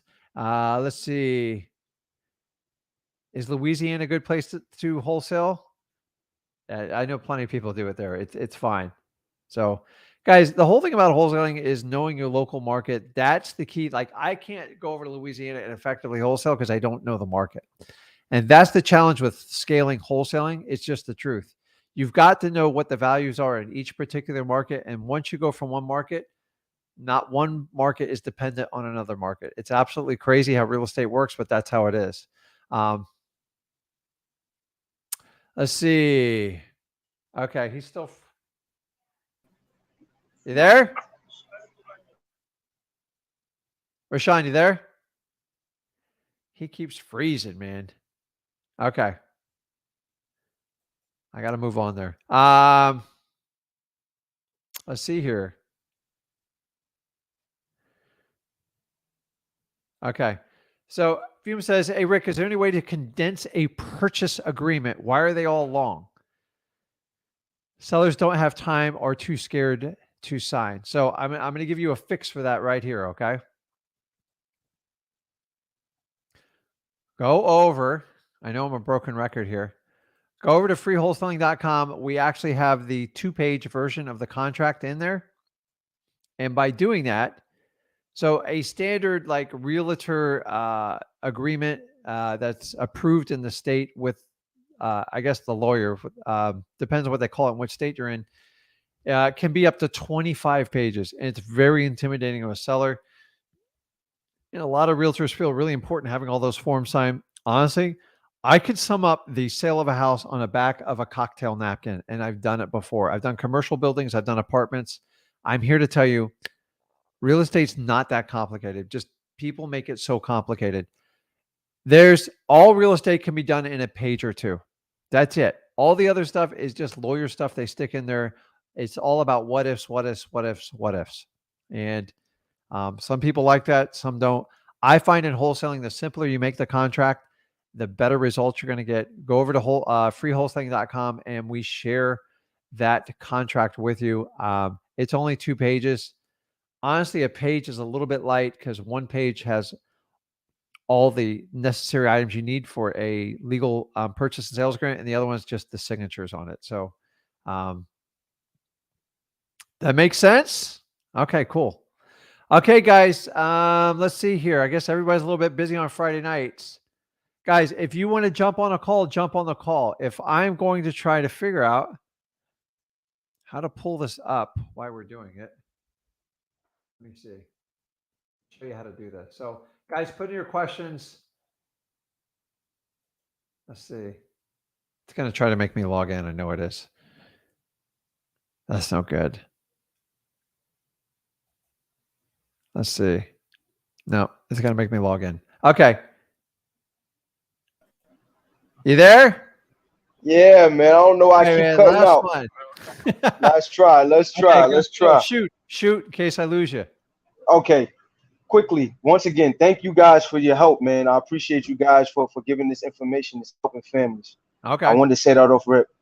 2 things. One, I have a property. Well, one, I have a man that's selling like a commercial property. And it doesn't really have good comps to it. I'm kind of like using Zillow and trying to comp it like that way. And it doesn't really have good comps to it. It's in Richmond, Virginia. Okay. It's a building that has like two parts to it. He's saying after it's fixed up, it could be worth $1 million. I don't know, because when you assess it, they're gonna say whatever. He's an investor. So yeah, when you assess it, it's saying like the county assessor saying it's like $298. Okay. For like one side, because it's 16, 17, and 16, 15. So my question to you is, I want to lock it up. He's saying he wants $700,000. Okay. I really don't know the value. It needs work. It needs, it's abandoned thing there. Like it needs work. I really don't know how to, it seemed like he'll budge on the price, but I don't really know how to approach this one because it doesn't have good comps. I'm not able to compare it to other properties in the area. So it's a commercial property? Yes, for sure. Yeah. Okay. And what's it primarily used for? It was used for, I think it was a like hair salon, the hair. Okay. It was two, it's two of them. It's two sides. So like retail first floor? Pretty much, yeah. Pretty much two retails first floor, but it's a high building. I'm not sure with the space up top. It doesn't have windows at the top. Okay. So I don't know what the space is up top. Is it an entire like strip plaza and there's like 2 units for sale side by side? No, it's an actual building on like it would be like almost like LA, like a strip where there's a bunch of stores. Okay. And then in the middle is this building. Okay. That's just like, and how much work, how bad is it? I would say it looks like it's been vacant for, has to been over like a year, you know, if I can guess. But I would say it would need probably upwards of 100,000. And you're talking, it would be 2 retail spots, correct? In one building, yep. Okay, and how many square feet is it? I'm not sure. I think it was, I'm not sure. I think 20. I'm not even really sure because I'm not looking at it right now. Yeah. But pretty much the guy, this isn't his only property. Yeah. And the guy, you know, he's saying like, yo, I want to. His motivation is like he's getting old. He doesn't want to hold on to, you know, he's ready to just start getting rid of liquidate properties. Yeah. But you know, it just seemed he's an investor, so I know even though with that mindset, he's still okay. So kind of the rule of today is like people are trying to value properties they're not quite sure how to value. So guys, single family homes and like, you know, a vacant lot, it's easy. So that's where you primarily want to stick. When this stuff comes over your bow, you got to look at it. So on this particular one, so I buy lots of commercial. So I have an entire business where I just buy commercial. The commercial is dictated completely on what the property will produce. So you have to just reverse engineer it. So if there was a hair salon there before, okay, try to find out how long they were there. I like to do an investigative work and find out why they left there. I want to find out why they left because I don't want to have the same dang problem. That sometimes the roads change or the demographics in the neighborhood change and it's just not viable for a business to be there. If it's not viable, you don't even want to touch it because then you have that problem. I'm a little concerned it's been vacant for a year. So either he's out of money, he doesn't want to deal with it, which a lot of wealthy landlords kind of get that way. So you have to find out. I would try to find an old sign with a phone number, call that person and find out why it didn't work out. Well, let me ask you this. They're going to unload a story on you. Gotcha. I'm sorry. Let me ask you this. So what I was going to do was I was going to call the other businesses in the area and kind of maybe get a range, like, you know, if I could find the owners for the other business. Yeah. Hey, how much is the property? Because there's like literally businesses on the side of it. Yeah. So you have to find out, are there any CAM charges with it, common area maintenance charges for like for the lot, the lighting, like anything like that. You can get that from the owner. Number 2, like the easiest way to do this is reach out to a commercial broker and just ask them in that area. Don't give them the address because you're just going to give them a lead. Find out what they get per square foot on that. So like here in South Florida, the average like retail space for that is $18 to $25 per square foot. So if I had 2,000 square feet, just rough numbers, you multiply it, it gives you 50 grand, you divide it by 12, and that should be like the monthly rent of what's expected on that. So you don't know that data, just they'll give it to you. They're like, oh yeah, here's it. And then ask the broker this, what's the average cap rate for this type of property? All cap rate is, it stands for capitalization. It's a fancy word, and all brokers will talk over your head. You take the NOI, which is the net operating income. So you take all the income minus off the expenses, tax, insurance, everything. Yeah. And that gives you a net number. You take that net number, divide it by the price, and it'll give you a cap rate. Cap rates are going to range anywhere as low as like 3%. I've seen them as high as 50%. Okay. Once you get over 10 or 12%, that's an investor friendly. It's exciting, Yeah. But once it hits like 15, 22%, like which a big rehab would, you got to be careful because how many investments do you have that pay you 15, 20% that you don't have to worry about it? Very few. Yeah. Even the stock market will rob you at 10 or 12%. So Yeah. like if the cap rate gets too high, like it's telling you the risk is very high, you're going to lose your capital. So the sweet spot most investors they like between a 6% and like a 9-10% cap rate. Gotcha. But that one's going to be all over the board. So like you just play around with the numbers. Go to the commercial broker, get the what they're renting per square foot, and then find out what the going cap rate is in that area. And with those two numbers, you can reverse engineer anything. After that, you can send in a contractor to give you an estimate to get it up and running. So most people who want to do like a retail shop, they need a bathroom, maybe a small place to run some water in a sink, and they want a nice area to display their products, have customers come and go, and you just figure it out from there. You just back it up, and then you just start talking to people. I recently bought a unit because the crazy thing is, like, I knew my title company was looking for a new spot. They do all my business. They've been around like 25 years. They're like, yeah, we'd love to have a spot over by there. I'm like, okay. I go, Smart. give me just a minute. I waited 2 weeks. I went and got a contract and I brought it back. She introduced me to the owner. I bought it. I wrote them a lease. I did a 10-year lease. I don't ever have to think about it again. And like they give me top retail. And plus, I get the advantage of being the landlord of my title company. Wow. I only did it by like talking, and I find out what they want. I go, well, hold on, let me go out and find it. Now, you got to figure out genius, the rehab, brother. and somebody wants to do it. A lot of people in the retail space, they love to do their own build out. It's common for people to do the build out, and then you give them like a rent credit for 6 months while they do the build out. You're not going to do the build out. So you just got to find out if he's flexible on that stuff. I would get the data from the broker first. I would do some due diligence on the previous tenants that were there, and then get a feel for that community, what's kind of going on. And as long as you have life in there and people are doing business, you just got to solve the problem. What it's worth, you're going to have to do some more homework. I wish I could give you a magic answer to it. Here's what it's worth in commercial. What will the property produce? Gotcha. So you already have the tax bill for it. You're going to figure out what the rehab is on it. And remember, the tenant's going to do the rehab. So you just got to figure out what that property will yield. And that's the way to do it. Okay? All right. Last question too. Always comes down to the income. When it comes to regular properties, it comes down to what the comp is. And so you got a good commercial is more income than it is comp. Yeah. Okay. If you had a small business, like what would attract you to be there? And a lot of guys that goes, oh, I got a friend that can do drywall and I got a guy to do a little paint. And they'll do their, I don't know how bad the rehab is, but like someone's going to have to fix it. So you're going to have to work with someone to do it. For sure. Find out what the end value is and just work it backwards. That's all I do. Like sometimes it just doesn't work out and you just kind of, but I don't think that, so that once again, that property's motivated.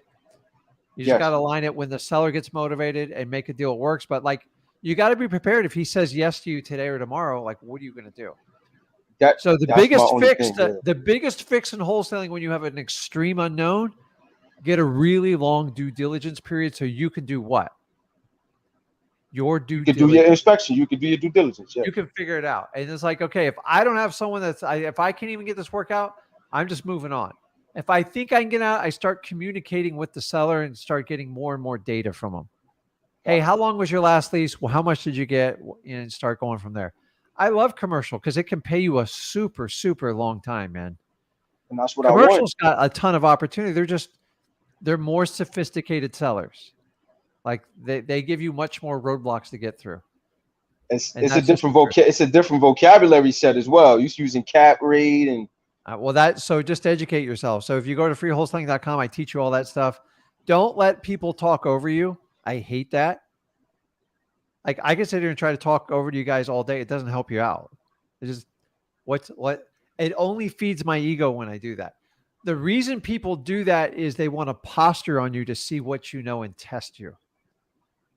And so like I do it occasionally when someone's being a real smart, with me, and I'll just start talking over their heads and I'll make up stuff and see if they catch me on it. I'm like, that's a real and I go, you know what? Don't you think 2% is a great cap rate? They go, absolutely. I go, Are you nuts? You don't know what you're talking about. By the way, when you're the buyer, the lower the cap rate, the less attractive it is because you're overpaying for the property. And you're not receiving the money back. Correct. So the lower the cap rate, I got but you. there's correlation. So if I'm buying an A+ 200 unit apartment building that was just built a year ago, you're probably getting a 2 or 3% cap rate in Miami. If you're lucky, okay. I go buy something in a questionable neighborhood that needs a lot of rehab. I bought something with a 48% cap rate. I lost my butt. The whole thing got burnt down. I didn't learn my lesson from the previous owner because someone threw a Molotov cocktail in there, burned the whole thing down. Thank God I was in the process of rehabbing it and I had to put an insurance claim. I lost like $36,000. I move on. Oh, why? shit. I didn't do my homework because I tried to make a property something it was never going to be. If I looked up, there was 36 owners before me.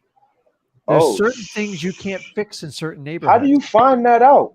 On the property records. Like it's whenever a property changes hands. So here's a little key, guys. If I started out in some really war neighborhoods, like bad stuff, because I was scared and I stayed in low price neighborhoods. A lot of drug needles, a lot of pit bulls. I mean, a lot of pit bulls.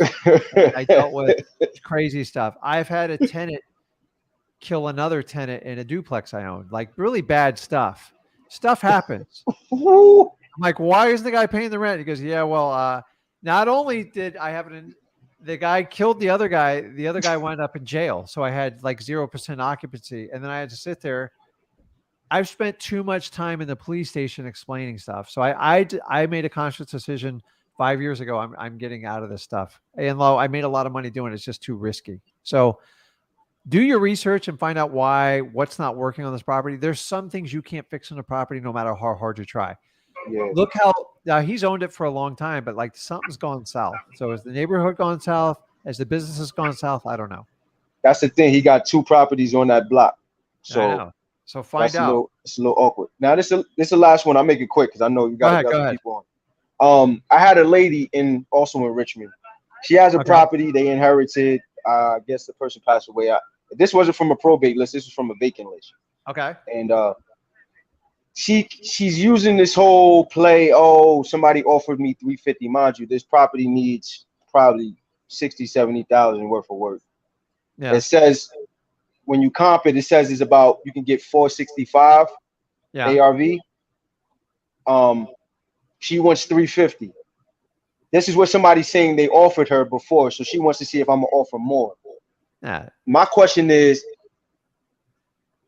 like when I spoke to another wholesaler that was in my area, he said to offer her $275 and just leave it like that.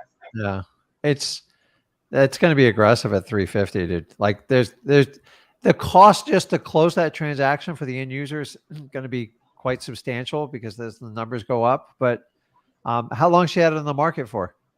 It's not even on the market. It's off market. I guess she's sourcing it around. People are, they're in Florida and the property's in Virginia. So okay. I don't even think she understands what's happening. Yeah. Is it, so how bad's the condition? Is it leaking or what's the story on it? Man, it needs everything. If the pictures alone, if you was to see it on Zillow, you'd be like, yeah, you need everything. Yeah. You got to keep it low. Like there's some people that have probates and they want the highest and best. And I tell them up front, I'll give you my best offer, but I'm definitely not going to be the highest. I just tell them up front. And they go, why? I don't understand. They go, there's challenges with that house. You need someone to actually close on it and take care of it. Honestly, guys, if you get in bidding wars, you're not wholesaling anymore. It's a whole different ball game. And I'm just, if you got to get in a bidding war, you're going to get caught with your pants down because what are you going to do if they take your bid and you can't find another buyer for it? These people get like really difficult. So if you're already on the edge on the number, which you are, I kind of agree with the 275 because that's where I would be. I'd probably be like 250 and work myself backwards. I mean, and then maybe a little bit extra room on it. But the minute they're like bidding you out with someone, I'm just like, hey, dude, I never stop them. I'm like, you know what? Here's what I tell them. I go, why don't you just put it on MLS? Just why don't you just go for the highest offer? If you want, I'll put you in touch with a realtor. Okay. And then here's what you want to hear. Like, no, I don't want to go through all that pomp and circumstance. I go, well, listen, I'll give you a solid offer. I'll do what I say. But like, I just, if you're going to like bid it around, you don't want her to use your bid to raise it up. And the worst thing you want to do is be the guy that pays $5,000 more than the other guy. If anything, Yeah, I was about to do that too. I was going to do 355. Now, the reality, Rashawn, if you have a buyer that's hot for that property and you know you can get it sold, then I'll be aggressive. But if I don't have anything going on, dude, you're in a market with interest rates increasing, properties are starting to sit. I'm telling you, these properties are going to sit. A lot of them are going to sit. So you have time on your side with it. So I wouldn't overreach to it. And I would keep a good relationship. And if it doesn't work out, you're the guy that did not lie to her. And I did not want to write a BS contract. So that's got to have some validity to help you out with it. The worst thing you can do is, I remember my acquisition people going all the time, this guy offered 40 grand more than him. I go, congratulate her, high five her. It's never going to go through. Don't even worry about it. And just call her, go, listen, I'm so happy you're getting your $350,000 today. Yeah, he backed out. I go, what do you mean? Oh, yeah. Remember, I was the honest one with you. And that's how we approach every one of them, dude. There's nothing worse than backing out of contracts you know you overpaid for. Now, the last 2 years, the way the market was ramping up, you could get away with murder. Those days are over. You can't do it anymore. Let the guy overpay for it. Let him get stuck. Let him get sued. And you go behind when properties are cheaper and they're even easier to get. You'll do so much better. Guys, from 2008 to 2010, I was in shock when I did wholesaling because everything I did before didn't work. And I was scared. And here's what I did. I did driving for dollars and I did door knocking. And that's all I did. That's it. And then I had realtors give me the really tired listings. All that fancy stuff, I lost a lot of money doing it. And I've learned, and I'm trying to teach you everyone, is if you keep to the core, only buy from motivated sellers and do not waver on the fundamentals of wholesaling. All this other fancy stuff where you guys go into these like seminars where all these guys come in with their hats and they wear a jacket. I don't know why. Listen, if you're a wholesaler, what the hell are you wearing a jacket for? I wore a monkey suit for 12 years. I hated every minute of it. You will never, ever catch me in a suit unless I'm at a funeral or a wedding because it's required.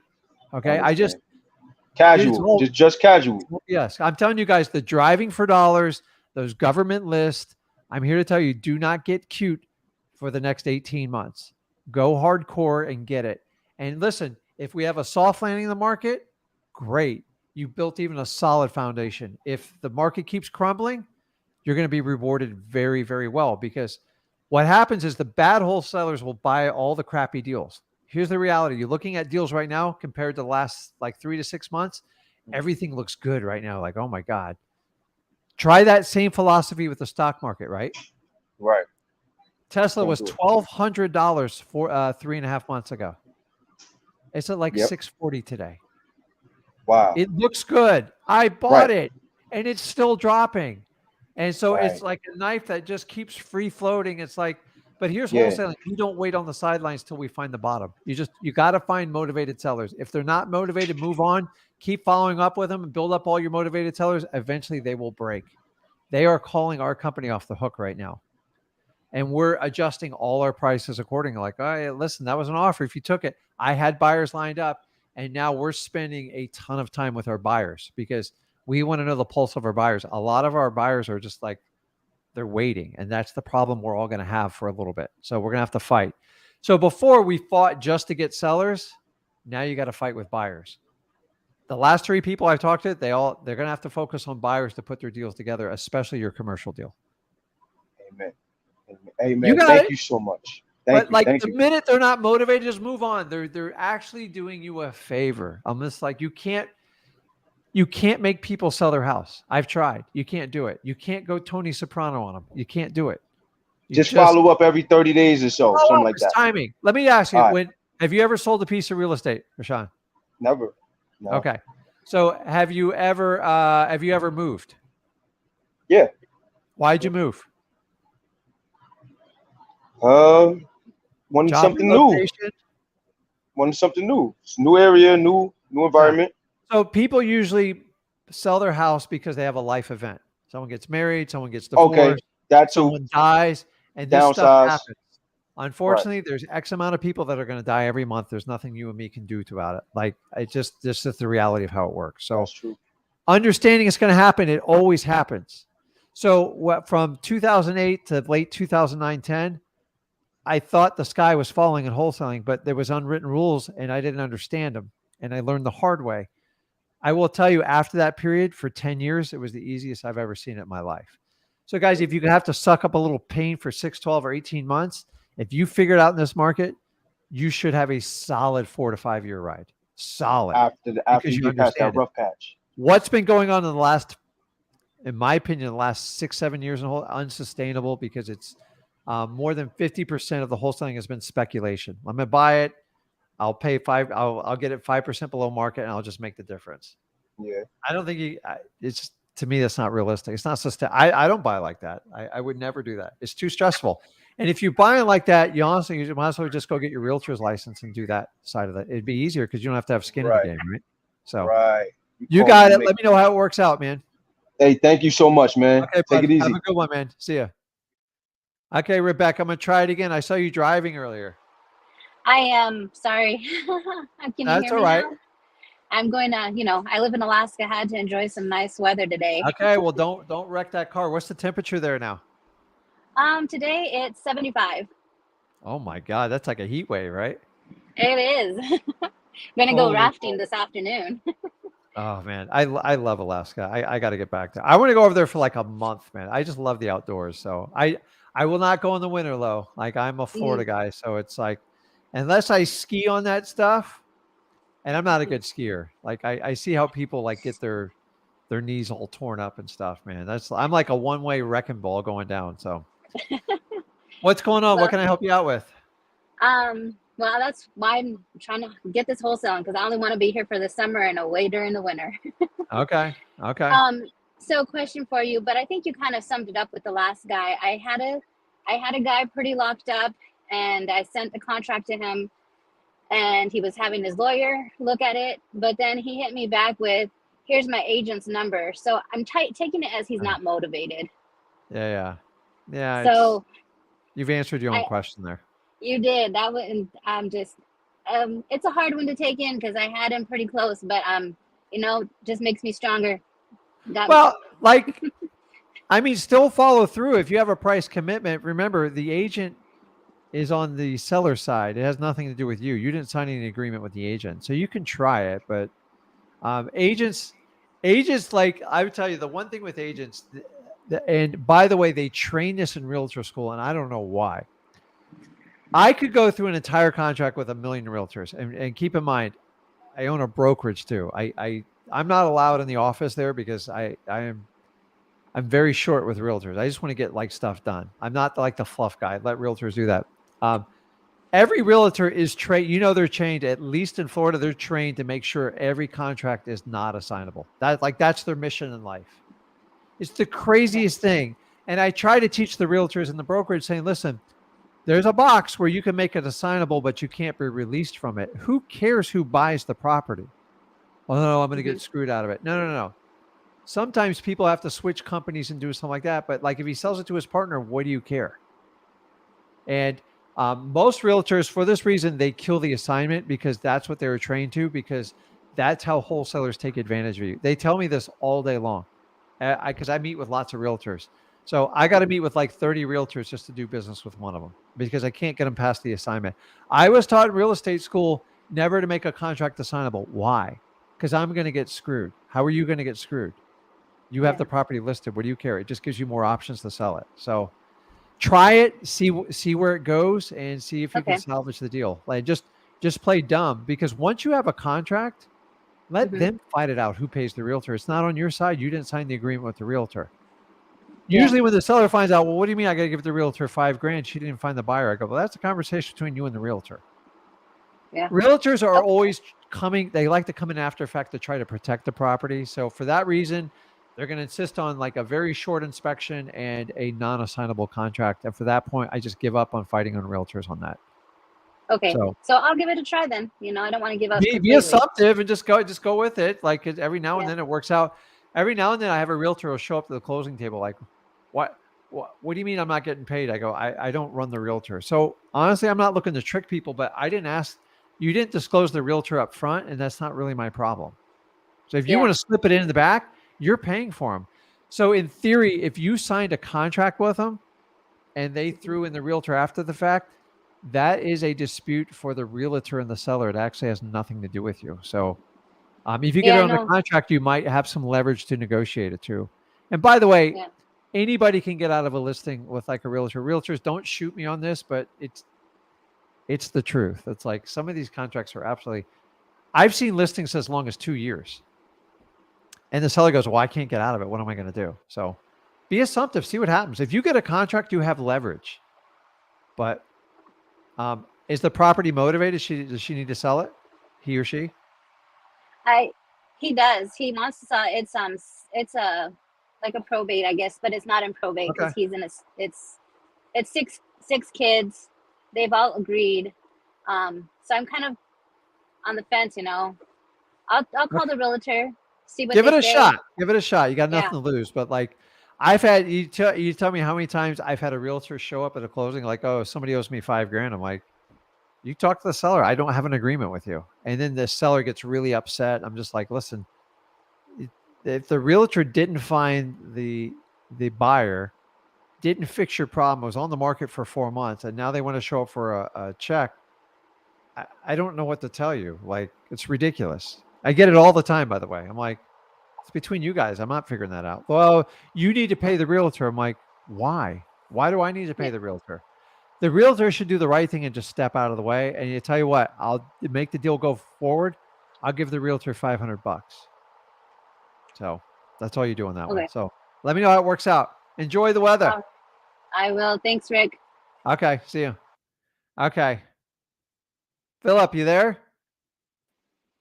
Yeah. Hey, Rick, how you doing? What's going on, Philip? Hey, I just wanted to, well, first I wanted to tell you guys just to get a little update. I spoke to you guys about a month ago on that. I was targeting probates, and since then I've closed 2 deals in probates. Wow. 2 massive deals totaling around 96,000. So I wanted to say thank you for that advice on probates. It was life changing, that list, I So would say. what state are you in? I'm in Georgia. Okay. So guys, just keep in mind, I didn't do probates the first 8 or 9 years of my investing. I have to go back. Yeah, 8, 9 years. And my accountant pointed out to me, like, you got to do more deals like this. And as you get really good in wholesaling, you can make a decision. You could sit there and do what some of these gurus preach, where you work like 50, 60-hour weeks. You have 10 or 12 employees. You do $50,000 to $100,000 in marketing. And in the end, maybe there's $1 million to split up among 3 partners. That's literally torture for me. Okay. In return, or I can do probate deals, which only add to your bottom line. So my average probate deal, it's insane. It's approaching $50,000, and I do at least 1 a month. Okay. That's outside of my regular wholesaling business. So I would have to do 10 wholesale deals, not 10, 5 wholesale deals on average to make up for that 1 probate. And here's the really cool thing about probates. You can work a regular full-time job and do them. They don't cost a lot of money to do. They're slow.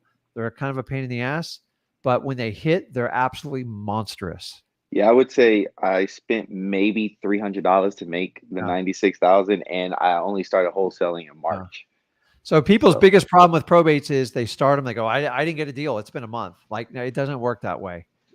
You got to give it 6 to 12 months. Honestly, if I could show you 2 deals and you spend maybe $1,500 marketing for the year and you make $100,000, you would take that in a heartbeat. And that's how you have to look at probates. It's just slow and it's painful, but honestly, I could work a full-time job and a part-time job and do probates in my sleep. They're that easy.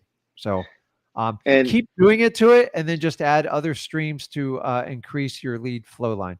Okay, so now that I have capital, I'm interested in because I know Zach recommends, hey, make 100,000. So just because I'm 4 short of 100,000, I just decided to get 2 VAs. Okay. Do you recommend, like, I know a lot of people say high equity vacants for lead generation. What would be the number one list? I'm still going to do probates, but what would be the number one list as far as getting my VAs to call that you would recommend to get that constant lead generation in addition to probates? I like government lists because they've just worked for 20 years for me. So code violations, you already have probates in play. Don't overlook driving for dollars because it still works really, really well. Like it's fast. That's the reason. Tax delinquencies are a big one because you got to keep in mind that people's tax bills in the last few years have gone through the roof, and these bills are going to be coming due, and it's going to get harder and harder for people to pay for them. The high equity, I like it. It just you need more volume when you do high equity, though. That's how it works. So the I was high gonna give my equity, VAs like a 20K list. yeah. Honestly, code violation is like one of my favorite probates, code violations, tax delinquencies, but I only hit them twice a year. Like you can't sit there and pound them every month. It doesn't work that way. Okay. If you can do water shutoffs, anything like that, the more aggressive and offline the list is, the better you'll do. The more public the list is, which is like a high equity list, if you do it through listrei.com, they work.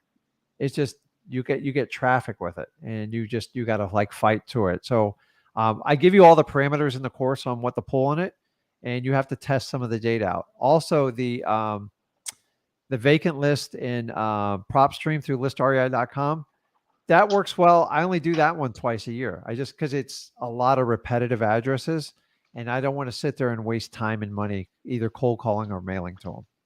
Okay. Okay. And then check out, when you get a chance, check out that mailingmastery.com and start educating yourself on how you can start scaling your business on incoming leads, because it gets really easy when you could do that part. Okay. Guys, I was just like everybody like you. I went driving for dollars. I knocked on doors. I did whatever I had to get deals done. I made my first $100,000, and then I started putting money back into marketing. And I went into direct mail early, and I've been doing it 20 years, and my return's insane on it. But the way I teach you guys to do direct mail is like nobody else does it, and it works. But I don't want anybody starting off doing it, because it's a little more advanced strategy. But it's honestly, once you get $100,000, you should do direct mail because you can increase it. I spoke to, I set Corey up. I think he's done about a dozen deals now. He started just like every 6 months into it, and now he's going full in direct mail. And like we talked about it, like he's writing the big boy check, but I'm just showing people how $3,000 to $5,000 can turn into $100,000. It's really cool when it happens. But as I said, you got to get comfortable working with sellers and doing everything you're doing. So, look at the only thing you're right on, the list to do. Look at the mailing mastery and start studying it now. So when you get your next 5 deals in, then I'd go back and make a small push towards that, because that will get extremely reliable for you in the long run. Okay. Thanks, Rick. I just want to jump on and say thank you. Awesome job, man. Keep doing it, man. Congrats. Okay. Thank you so much. All you, man. Okay. Okay, Brooklyn. It's like the daily dose here. And Anna, I see you with that, like, you got a sad face on you, so I got to figure out what that one's all about. So, okay, guys, let's make it quick, because I got to go running and sweat my ass off here before it's dark. Oh yeah. So I had a question about cash buyers. So we compiled a list based on emails that we found through Facebook groups. Obviously, we make marketing posts like through the property we just contracted. But obviously you only get so many emails commented under that. What's the best way to go about reaching out to these cash buyers that we've compiled a list of? Call them. That's it. Even though they only gave us the emails? Well, you could, if you want, you could just do like an email blast and see. Here's how I look at cash buyers. Are you going to follow directions? You got to treat them like a child. The minute they will not follow protocol, get rid of them, because they're just going to get worse and worse. Yeah, first impression is everything. Now, I don't put a lot of stock when someone sends me an email about like cash buyer, because I just assume they're like blasting everybody. But the idea is that guys got to move fast. So you want to get like 10 cash buyers that are like serious, and then you call 10 people, and from that 10, the idea is to find 3 or 4 that like have interest. Right. And you got to get through it. The fastest way is to get them on the phone as fast as possible. Go, listen, I need these 3 things from you. I need to know the area you buy, what your max budget is, and are you willing to send me a proof of funds? Okay. And if they cry and bitch to you, just get them off the phone and move on. Right, because we've had a couple interests, and before we even send them any info on the property, we're like, can we see a proof of funds to make sure you're serious about this? And we've had a couple people say like, well, I've never had a wholesaler ask me for a proof of funds before. How are you going to buy it? Right. And then we also had a lady today say she was interested, and I reached out to her. I was like, well, can we see proof of funds? And then she got like really entitled with me and was like, you should see how many properties we own. Girl, if you don't want to send me the info, don't send me the info. That's awesome. Send me the addresses of the properties you own. You got to call people in there. Like, you have no time on the back end to, like, everyone's a talker at this point. Everything you say, you have to prove. Oh, I own 10 properties for cash. What's the addresses? Right. Well, it's complicated. No, it's not. Just tell me what it is. And just like, everybody loves to brag on the cash side. I'm telling you guys, 85% of this crap they say to you is a lie. I do this all the time. We vet everyone. So we start them out with, they fill out like an online form we have. We're always fishing for them. And then it goes to like an email blast. And then I don't even have a VA do it anymore. I have one of like my right-hand employees. They just call through and they go, listen, what areas do you buy? When's the last time you bought a property? The proof of funds, like, honestly, like, we're wasting time. If you can't prove you can buy it, real cash buyers have no problem doing it. If you ask me for it, I do it in a heartbeat. Or I tell you what, if they get real squirrely, that's fine. If you don't want to do the proof of funds, it's a $10,000 non-refundable deposit. Because if you're going to waste my time, I'll take your money. I'll take it in a heartbeat. Then they go, oh, wait a minute. Okay, I'll show it to you. So try that trick. Go, that's fine. Without a proof of funds, I can authorize you for a $10,000 non-refundable deposit. Because here's all the people without proof of funds, they want to leave you a $500 deposit because they'll walk away from $500. It's like an insurance policy. So normally, if you do a proof of funds, we can get away with a $5,000 deposit.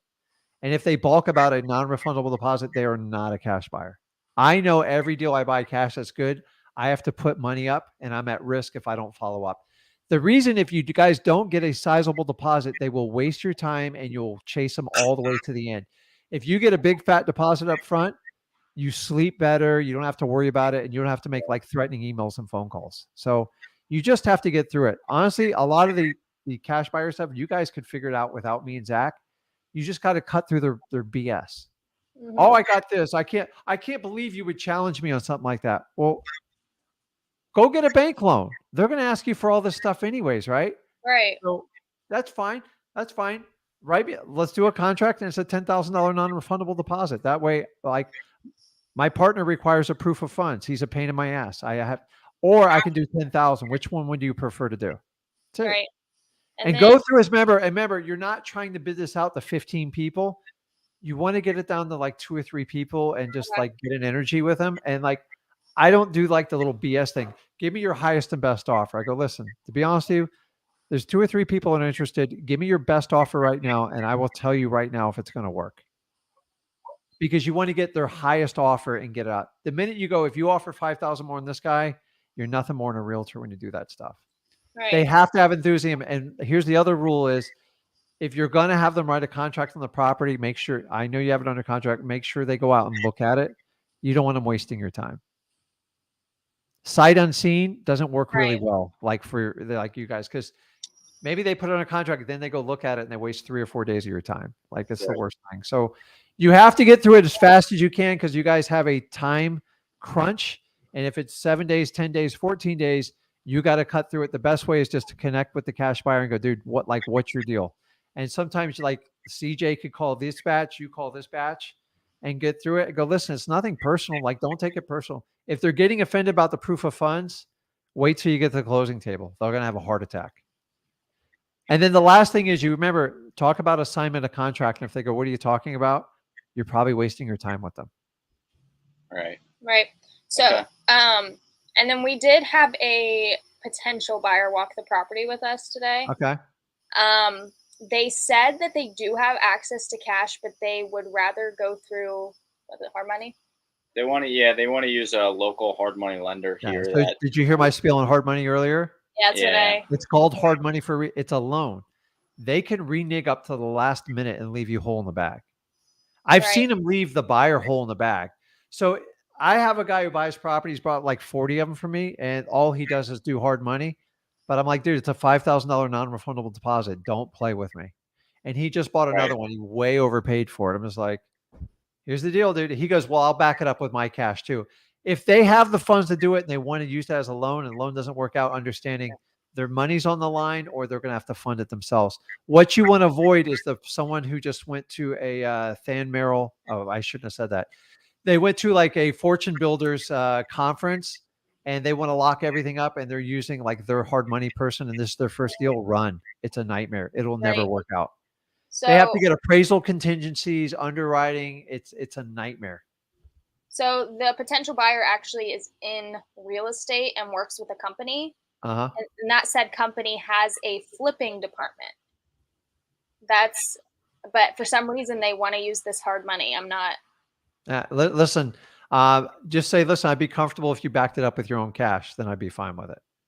Or if you get squirrely with someone, they want to do that, up the deposit, because the higher deposit, the higher probability they're going to close. The lower the deposit, the lower the probability. So, and that's another conversation, because when you talk to your title company, as you learn with this relationship, money goes into escrow. I'm going to let you in a little secret.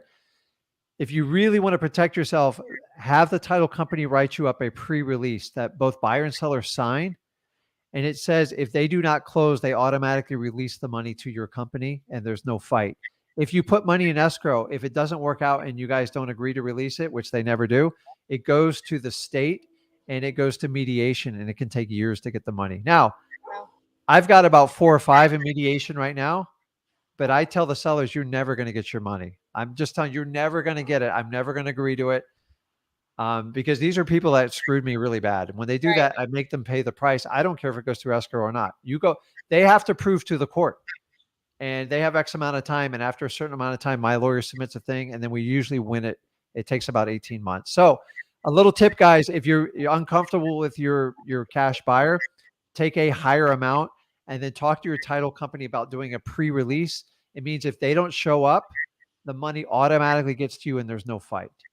Just because you put a non-refundable on your assignment agreement and you give it to escrow, the reality is you put money in escrow, it's actually not non-refundable. It's just the truth. It's a threat you make to your buyer. And if there's an issue, the title company will send it to the state of Florida and you guys have to duke it out in court. So you're on the right path. So you understand when they get difficult with you, just increase the deposit. If someone wants to use hard money, just say, listen, can you show me a track record of properties you've closed successfully on? If it's their first time and they're being honest with you, go fine, I'll do it. But like you got to leave like a $7,500 non-refundable deposit, and you'll have to pre-sign a release in case you ask out on me. Right.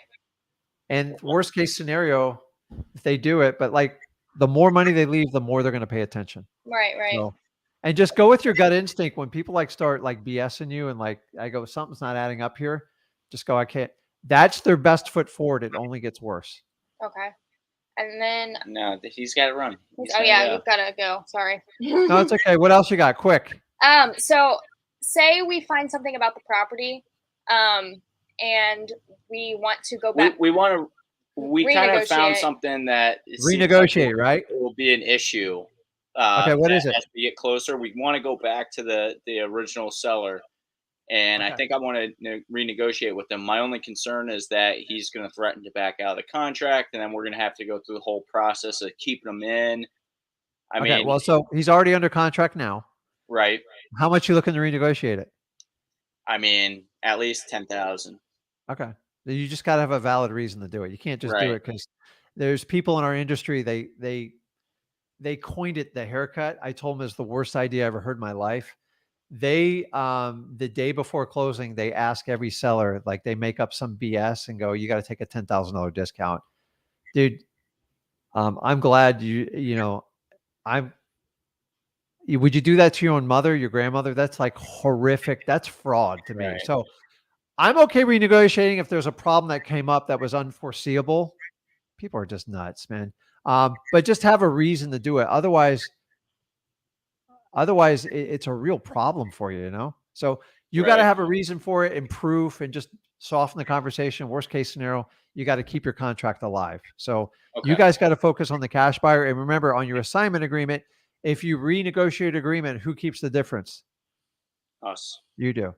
I learned this the hard way. I renegotiated almost $40,000 off, and the the assignment, the guy took it over me, showed up with a lawyer, and I just you want to see a grown man cry? It was bad. I was embarrassed. And I was only 4 months on the wholesaling, and I learned a valuable lesson.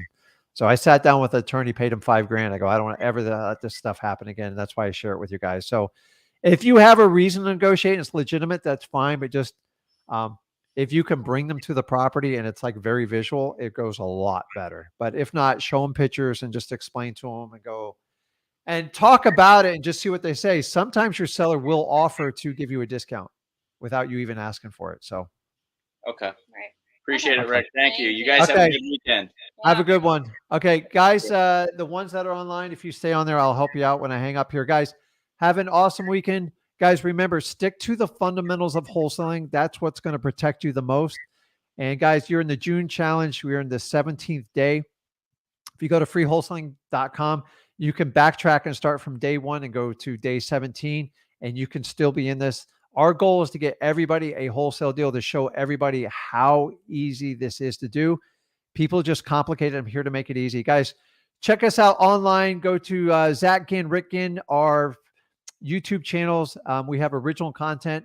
I have a really cool one coming out Monday. Tune into that. Guys, have a wonderful